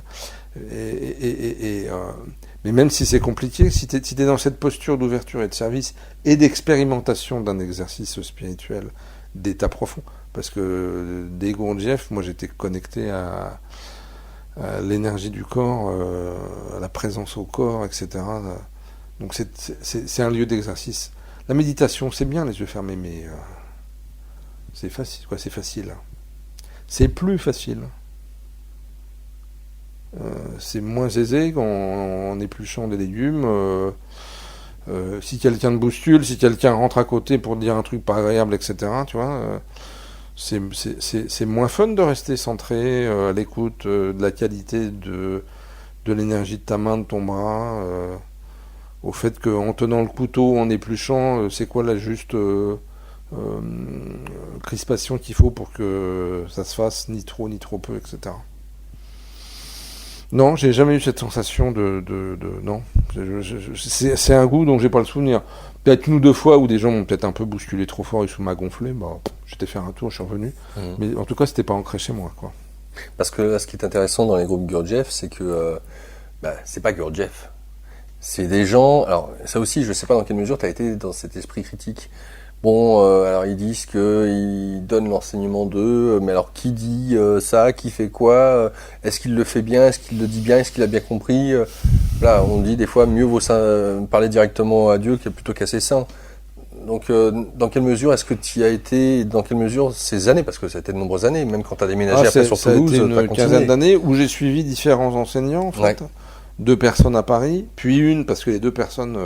un peu comme Gurdjieff ou Ouspensky, ne s'entendaient pas, c'était un homme et une femme, très complémentaires, qui sont partis il y a très longtemps, mais qui étaient absolument fantastiques. Donc ils sont séparés. Ça a été très compliqué pour moi, parce qu'il fallait choisir entre elle et lui. J'ai été vers lui, mais il y en a qui ont fait ça en 5 minutes, moi j'ai mis 2 semaines à partir. Et Marguerite, je l'ai revue plusieurs fois, et on est resté en contact jusqu'à la fin de sa vie.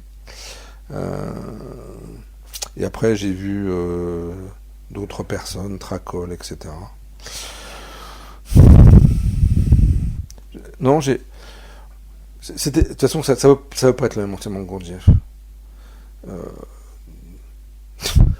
Quand Marguerite nous disait que à 4h de l'après-midi en 1943, Gurdjieff faisait appeler les Parisiens qui étaient dans le groupe pour qu'ils traversent Paris sous couvre-feu pour venir dans le 16e et à partir chez eux pendant le couvre-feu, tu vois. C'est des conditions incroyables de transmission d'enseignement. Moi, je prenais ma bagnole, ou je rentrais dans le métro, je descendais à Saint-Michel, je faisais 500 mètres et je rentrais chez Angers. Donc, et puis l'énergie de Gurdjieff va être incroyable. Donc, c'est sûr que c'est plus la même chose, quoi. Et je pense aussi que Jean-Pierre Chaumeton, à 20 ans en 1980, on n'était pas les mêmes, on n'était pas constitués de la même façon que les jeunes en 1923 en Russie, etc. Ouais. Et les jeunes d'aujourd'hui, s'il y a des jeunes qui rentrent dans un groupe Gurdjieff aujourd'hui avec les portables, le web, et ce qu'ils sont sur un plan énergétique, ils ne ressemblent pas beaucoup à ce que je devais être à 20 ans non plus. Ouais. Voilà, donc... Mais tu avais confiance. Ouais. Et tu vas me poser la question, donc je vais répondre. Pourquoi j'ai passé... J'ai eu cette impression plusieurs fois en fait dans ma vie. Comme si l'enseignement m'avait amené quelque chose et qu'à un moment ça s'arrête. C'est-à-dire que quand j'ai arrêté Gurdjieff et quand j'ai arrêté Louis, je savais absolument pas que j'allais partir sur autre chose après, en fait. Comme si une énergie s'arrêtait, en fait. Comme s'il y avait une impulsion de départ qui m'avait fait rentrer dans un groupe à 18 ou 19 ans, et qu'à l'âge de 35 ans, cette impulsion, elle il y avait plus d'énergie en fait. Mais tu as continué à Toulouse. Tu as retrouvé un groupe. Ah oui, j'ai retrouvé le groupe de Gordes, etc. Mais à un moment, j'ai arrêté quand même, si tu veux. J'ai arrêté parce que... je sais pas, c'est difficile à dire. Un, parce que l'éloignement, j'étais marié, j'avais des enfants en bas âge, c'était loin, c'était coûteux financièrement, j'avais une situation financière qui n'était pas forcément idéale à l'époque. Laisser madame avec mes 2 enfants en bas âge, il y avait plusieurs choses qui allaient pas, et dans le matériel et dans le spirituel, je sais pas. C'est pas le moment. Oui, comme si quelque chose s'émoussait. Est-ce que c'est en moi? Est-ce que c'est mon rapport à l'enseignement? Est-ce que c'est autre chose? Je suis pas très analytique, moi. Je suis quelqu'un d'assez intuitif et d'assez direct. Mais je me rappelle un jour être rentré en voiture de Gordes après un week-end, excellent au demeurant, et de me dire c'est fini. J'ai mis du temps à prendre la décision.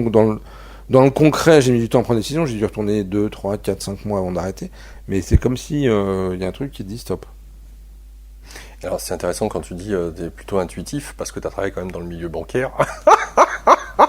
Je dirais, il faut quand même, on peut pas, voilà, on peut faire les deux, hein, ça n'empêche pas. Mais t'es obligé d'avoir les pieds sur terre, j'allais dire. Ah, mais et tous les exercices, parce que juste pour que je finisse, donc tu parles des 3 centres que tu as abordés dans l'enseignement de Gurdjieff, donc intellect, émotionnel, instinctif. Ces différentes parts-là, il fallait bien les mettre en œuvre quelque part. Ouais, j'ai fait les exercices de Gurdjieff et que nous donnaient Roger et Marguerite avec une certaine célérité. Hein. C'était des exercices de sensation du corps. Je me rappelle par exemple, essayer de sentir ton corps à chaque fois que la 60e minute ou la première minute d'une heure s'arrête et commence. Toute la journée. À chaque fois que tu sortais d'une pièce, tu choisissais une porte que tu allais franchir plusieurs fois dans ta journée, et quand tu franchissais cette porte, être présent dans ton corps, du mieux que tu peux dans l'instant. Particulier comme exercice. Mais intéressant parce que je vois le truc. En tout cas, moi j'ai trouvé ça fantastique. Ouais. Voilà, donc c'est pas des exercices simples. Et j'ai fait ça avec un engagement, etc. Très fort, quoi. Qu'est-ce que t'espérais? J'étais un bon élève. Qu'est-ce que t'espérais y trouver? Est-ce que pour toi... moi, je pense qu'il m'a emmené là-dedans, c'est cette expérience de 12 ans. Qu'est-ce que j'espérais retrouver? Encore une fois, t'as ça? Oui, moi je suis persuadé qu'au fond de moi-même, ça a sonné tellement très fort à 12 ans, quand est-ce que ça va sonner aussi fort? C'est marrant ce que tu dis, parce que j'ai quelque chose... Je pense que c'était pas du tout mentalisé chez moi, voilà. Parce que je te dis ça maintenant, mais je pense que énergétiquement, ça avait été tellement fort, cette expérience...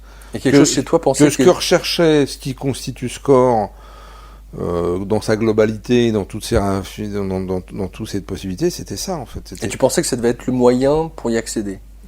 Tu dis ça avec le recul, hein. Oui, mais je pensais vraiment que le corps était le moyen pour y accéder, quoi. Pour ça que l'exercice sur le corps m'intéressait plus. J'étais pas forcément très en phase avec le travail sur les émotions. J'y suis toujours pas d'ailleurs. Chez Gurdjieff, parce que Gurdjieff avait comme exercice central sur les émotions la non-expression des émotions négatives. Et c'est un truc qui m'a toujours gêné. Parce que... Genre la colère, la tristesse, parce que je l'ai vécu plusieurs fois, et de me dire, mais Jean-Pierre, si quelque chose te perturbe à un tel point que ça va te mettre en colère, la garder pour toi, ne pas l'exprimer. Mais ça va très loin, ça peut être ne pas l'exprimer extérieurement, mais ça veut dire aussi, moi j'ai des copains par exemple, quand ils se mettent en colère, j'ai jamais fait ça, mais qui vont se défouler en allant courir, nager, crier, c'est la non-expression, donc c'est aussi pas la sortir. Je sentais pas ça sur un plan énergétique profond, je sens toujours pas ça d'ailleurs. De garder ça à l'intérieur de soi et de mariner là-dedans, ça me parlait pas. Donc, voilà. Comme s'il y avait une sorte de culpabilité à exprimer. Où je sentais quelque chose qui était de l'ordre aussi de l'ordre de quelque chose de moral. Ça me parlait pas en fait. Et pour la Par contre, les exercices sur le corps m'ont énormément parlé, quoi. Et la part intellectuelle? C'était les idées de Gurdjieff qui sont d'une densité, d'une richesse incroyable. Comment est-ce que ce symbole de l'énéagramme qu'aujourd'hui on voit comme étant la lecture de nos différentes personnalités, très bien. C'est une lecture d'énéagramme très bien. L'énéagramme de Gurdjieff, ça n'a pas grand-chose à voir avec ça. Ah bon? Non, l'énéagramme de Gurdjieff, c'est vieux dans ma tête tout ça, ça a 30 ans, donc de ce que je me rappelle, Gurdjieff dit qu'il y a des lois cosmiques qui dirigent l'univers, et qu'il y a 2 lois, la loi de 3, qui est en fait que tout ce qui vit sur Terre, tout ce qui vit dans le cosmos, est lié à 3 forces. Une force positive, une force négative, une force neutralisante. On parle beaucoup de plus et moins. La 3e force, il dit la 3e force, c'est celle qui tient les 2 autres. Si elle n'est pas là, il n'y a rien. Intéressant, toi. Ouais, c'est comme la boule qui a un cercle yin et le yang. Ouais. Voilà. Et après, il parle de la loi de 7, qui est que moi j'appelle la loi des processus. Je pense qu'il avait un autre mot pour dire ça. Et il dit que l'énéagramme, c'est le symbole qui montre la complétude de ces 2 lois ensemble, en fait. Du 3 et du 7. Voilà, tu vois. Donc c'est beaucoup plus... C'est très très différent de... je suis un numéro 7 de l'énéagramme, mais je suis quelqu'un de très joyeux et de très démonstratif. Ou je suis un 5, je suis quelqu'un d'assez secret et pas très mondain, quoi. Mais les deux lectures sont bonnes, c'est pas ce que je veux dire, hein, mais elles sont très très différentes, quoi. Qu'est-ce qui, pour toi, parce que... Et les lois de cosmologie de Gurdjieff aussi, etc. Ouais. Sur le plan des idées, c'est très très très riche. Qu'est-ce que tu pourrais recommander à ceux qui ne connaissent pas Gurdjieff, en dehors de voir Rencontre avec des hommes remarquables moi, je pense que le livre, même si j'ai rien lu de lui depuis 30 ans, je pense que le livre de Ouspensky, Rencontre avec des hommes remarquables, et Fragment d'un enseignement connu est extraordinaire. Alors, je reviens sur il y a le film du livre de Rencontre avec des hommes remarquables qui est très très bien. Et dans les bouquins que j'ai lus qui m'ont beaucoup plu, qui montrent aussi qui était Gurdjieff dans la partie pas privée, mais dans sa relation à ses élèves. Il y a un couple qui s'appelait Thomas et Olga de Hartmann qui a écrit un bouquin qui s'appelle Notre vie avec Gurdjieff. Et les deux Hartmann ont suivi Gurdjieff depuis 1900, je sais pas combien, 17, jusqu'à Paris. Ils l'ont suivi. Et à un moment, peut-être 15 ans avant la mort de Gurdjieff, Gurdjieff les a mis dehors. Il devait être tellement... Ce que je ressens, ce que je me rappelle, c'est qu'il devait être tellement attaché à lui que pour qu'ils continuent leur chemin, on va dire, il les a foutus à la porte. Il les a rappelés 2 heures avant de mourir sur son lit. De mort à l'hôpital américain de Neuilly, en 49, quoi. Quand on parle du corps, on revient à ces pratiques, ces techniques de méditation. Qu'est-ce que tu pourrais nous en dire sur qu'est-ce que ça a développé? Alors déjà que tu avais un ressenti, on va dire très très fort au regard de ton handicap, de développer ces différentes techniques, et ça durant une quinzaine d'années, même si... Plus que ça, non. Bah oui, parce que tu parles donc on peut dire ça sur presque 40 ans, quoi. Mais t'as pu continuer tout seul. Mais après, continuer seul, je sais pas si ça a le même impact ou effet, parce que l'énergie de groupe est quand même assez importante. Mais comment est-ce que je pourrais te dire ça? Je vais essayer de le faire, une comparaison. C'est comme si je te disais, bon voilà, t'es doué au piano déjà, tes gammes tu les fais tranquilles, et tu vas aller voir un expert du piano. Enfin, c'est quoi qu'est-ce que ça va t'amener de plus, puisque déjà tes gammes tu les connais déjà. Donc c'est comme si je te disais, je te dis ça parce que déjà tu as une sensibilité particulière par rapport à ton corps. Qu'est-ce que tu peux développer de plus dans le ressenti de ton corps à travers les exercices de méditation de Gurdjieff? Ce que je peux te dire, c'est que quand tu le fais, tu sais pas. C'est-à-dire que au départ, quand j'ai commencé ça, j'avais l'impression d'avoir une attention plutôt dans le haut du corps, je dirais pas mentale, mais plutôt dans le haut du corps, qui visitait le corps. Ça pendant des années. Et ça pouvait être très vivant, très fin, très vibratoire, etc. Et puis avec Louis et le reste, en fait j'ai l'impression que ça a été ouvrir au fur et à mesure des portes. Et j'ai écrit dans le bouquin même à un moment que il y a des moments où j'ai l'impression que ça a été ouvrir des portes que je ne percevais pas. C'est-à-dire que des exercices de présence à ton corps, en fait on est farci de cellules, de vaisseaux, etc. Mais en fait, je pense que la découverte du corps, c'est comme la découverte du cosmos, c'est infini. C'est-à-dire que je ne sais pas combien de temps il me reste à vivre dans ce corps, mais ce que je peux vous dire, c'est que même aujourd'hui, en ayant 40 ans de pratique, je continue à découvrir des sensations ou à vivre au travers des sensations des choses nouvelles. Mais c'est comme la cuisine en fait. Hein. On pourrait parler d'affinage. Ah, c'est presque pire que ça. C'est presque plus que ça parce que le corps, ce que je peux dire, c'est qu'au fur et à mesure ce que j'ai compris, c'est que le corps aime ça. Le corps le demande. C'est-à-dire que quand ton corps, charnellement, probablement énergétiquement, spirituellement, est habitué à être écouté, goûté,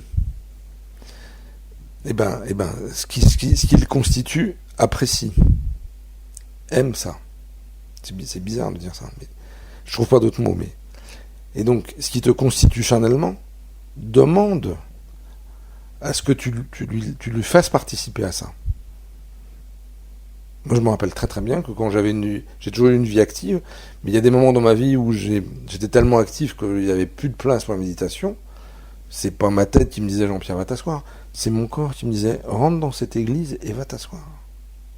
Donc, tu vois, c'est surprenant, quoi. Quand j'ai commencé ça, jamais j'imaginais trouver ça un jour dans ma vie, quoi.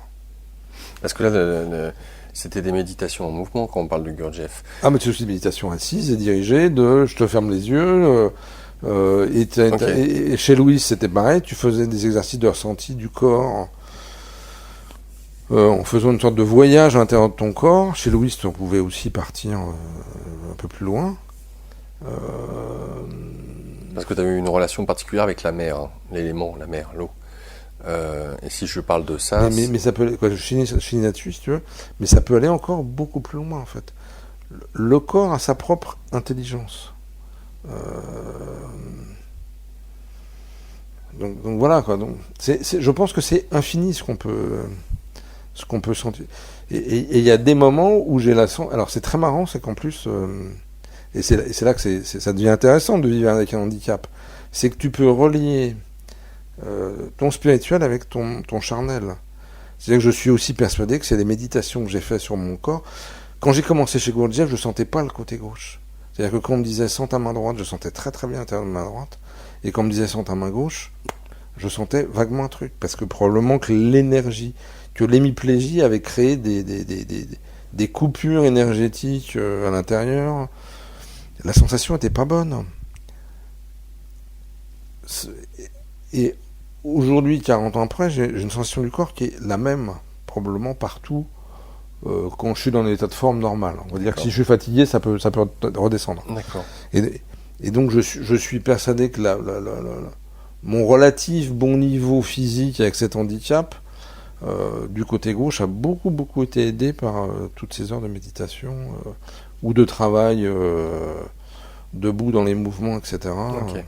J'ai posé une question pour clore cette première partie, en rapport avec le ressenti, peut-être qu'on verra après avec Louis Sanza davantage, mais... De toute façon, tout ça c'est lié pour moi. Oui, hein. C'est pour ça qu'on peut... On peut essayer de faire des tranches de saucisson, mais... Oui. Voilà. Mais c'est pour voir aussi ceux et celles qui ne connaissent pas ces différents personnages et ce qu'ils ont pu t'apporter. Mais oui, on saute, ça ne nous empêche pas de sauter du capot du coq à l'âne. Ce qui est lié de toute façon. Donc,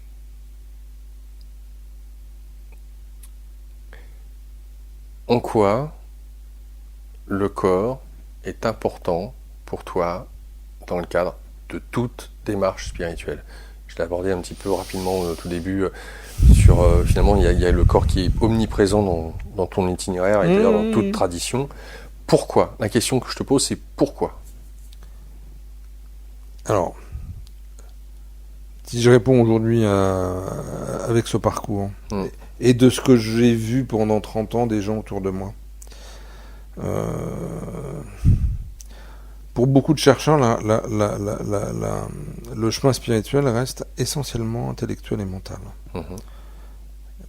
Et quand je suis souvent en contact avec mon corps très profondément, ou plus fortement quand c'est le corps qui m'appelle et que je réponds à cet appel, et que je suis là, quand je suis à côté de quelqu'un, des fois, je le regarde plus maintenant, mais à une époque je le regardais, je sentais que la personne était dans son mental.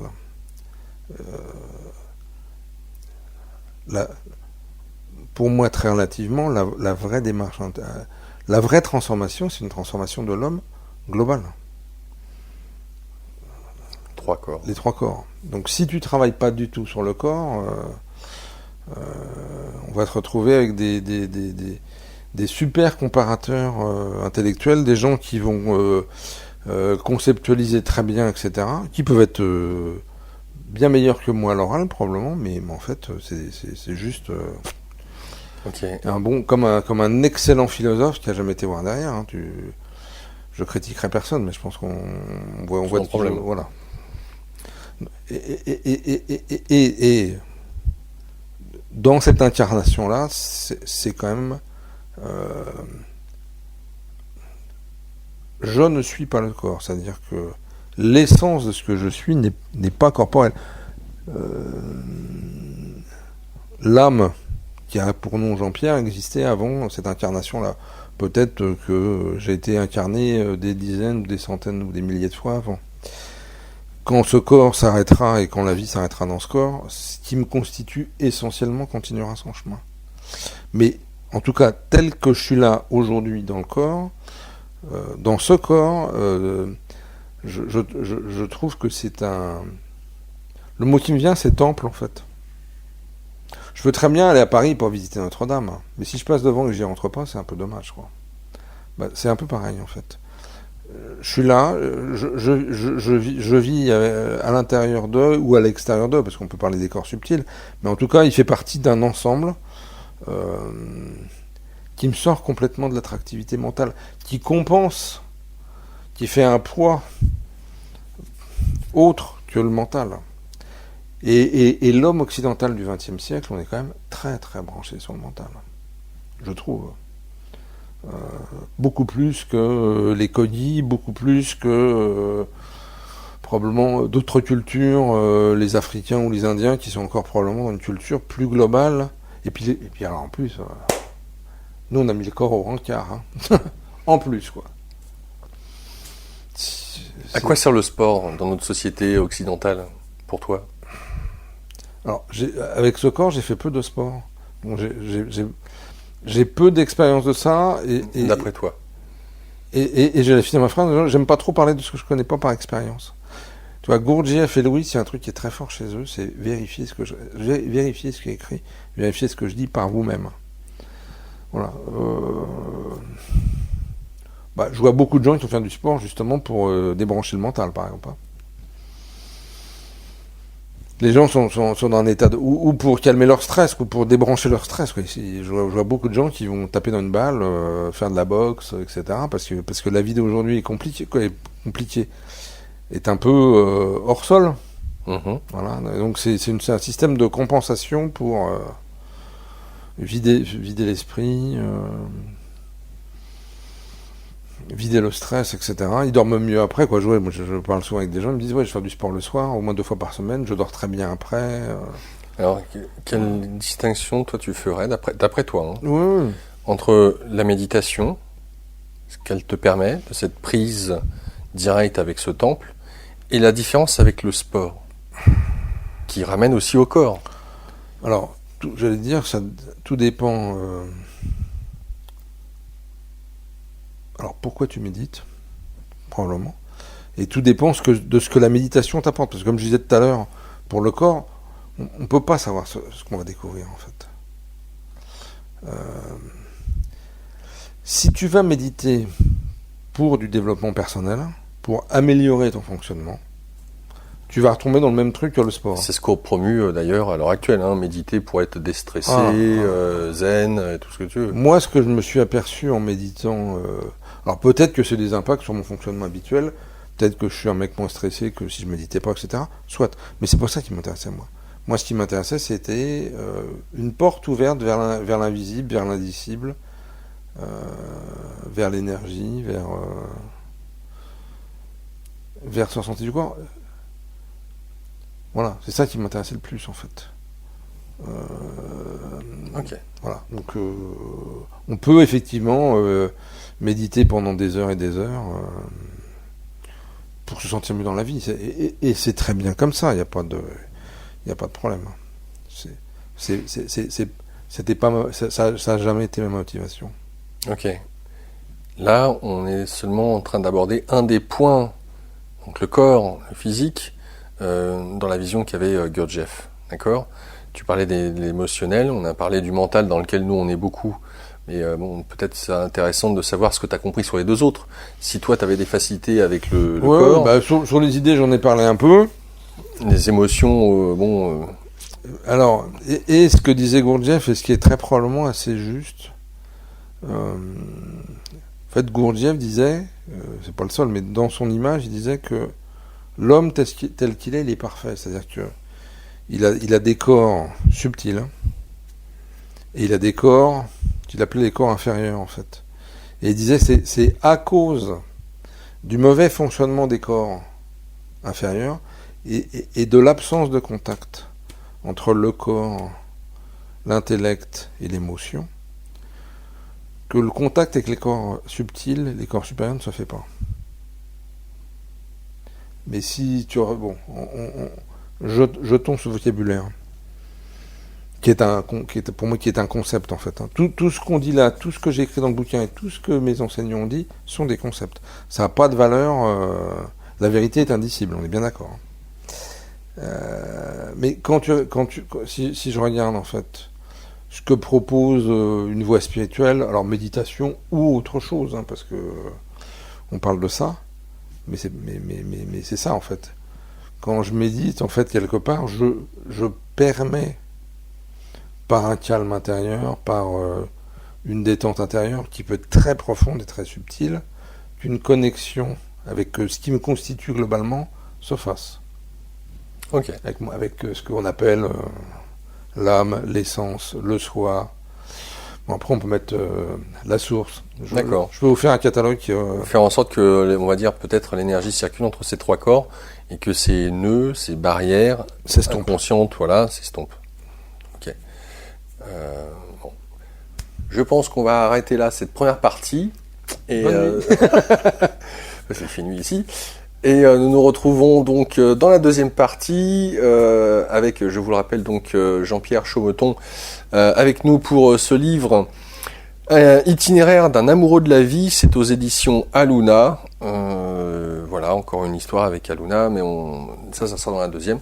Voilà, donc on aura l'occasion dans la deuxième partie d'aborder Louis Sanza, d'aborder Ramesh Balsekar, Ama, et puis de voir justement ces différents ponts, parce que c'est ça qui est super intéressant dans cet ouvrage, c'est des hommes, femmes, pratiques différentes. J'ai oublié de mentionner les Indiens Kagabas, bien évidemment, et de voir comment tous ces ponts peuvent se faire, et qu'importe la tradition, et de voir ce qu'il en a été du chercheur, puisqu'il paraît qu'on n'a rien à chercher, tout est là. Donc voilà, on va avoir l'occasion dans la deuxième partie de voir tout ça. Je vous rappelle, n'hésitez pas à laisser un commentaire en dessous de la vidéo, d'aller sur l'article d'Immédiat consacré à cette émission. Vous retrouverez toutes les informations nécessaires pour le livre notamment. Et vu qu'Immédiat soutient les éditeurs, déjà d'une part, mais surtout les petites maisons d'édition, n'hésitez pas à commander le livre directement sur la maison Aluna, parce que comme ça, il y a moyen d'intermédiaire et mieux c'est. Et on peut pas dire que ça soit non plus via les grandes maisons d'édition qu'on peut faire réellement découvrir des petits auteurs, quoique, mais pas forcément évident. En tout cas, la maison Aluna est bien spécialisée, si je puis dire. Tu pourras nous en parler puisque c'est toi qui l'as créé, entre autres. Faut mettre ce tupé quand même. Ouais, on peut pas de quoi, franchement. Dans justement une maison d'édition qui s'intéresse au peuple premier, ainsi que tout ce qui a trait à l'éveil, à la spiritualité. Donc n'hésitez pas à aller faire un tour, vous ne serez pas déçus. Donc un commentaire sous la vidéo, un pouce vers le haut, un pouce vers le bas. N'hésitez pas aussi à nous soutenir, immédiat, 1 € par mois, c'est pas grand chose, ça nous aide. Comme ça tout le monde en profite, c'est génial. Merci à vous tous. On se retrouve tout de suite dans la deuxième partie.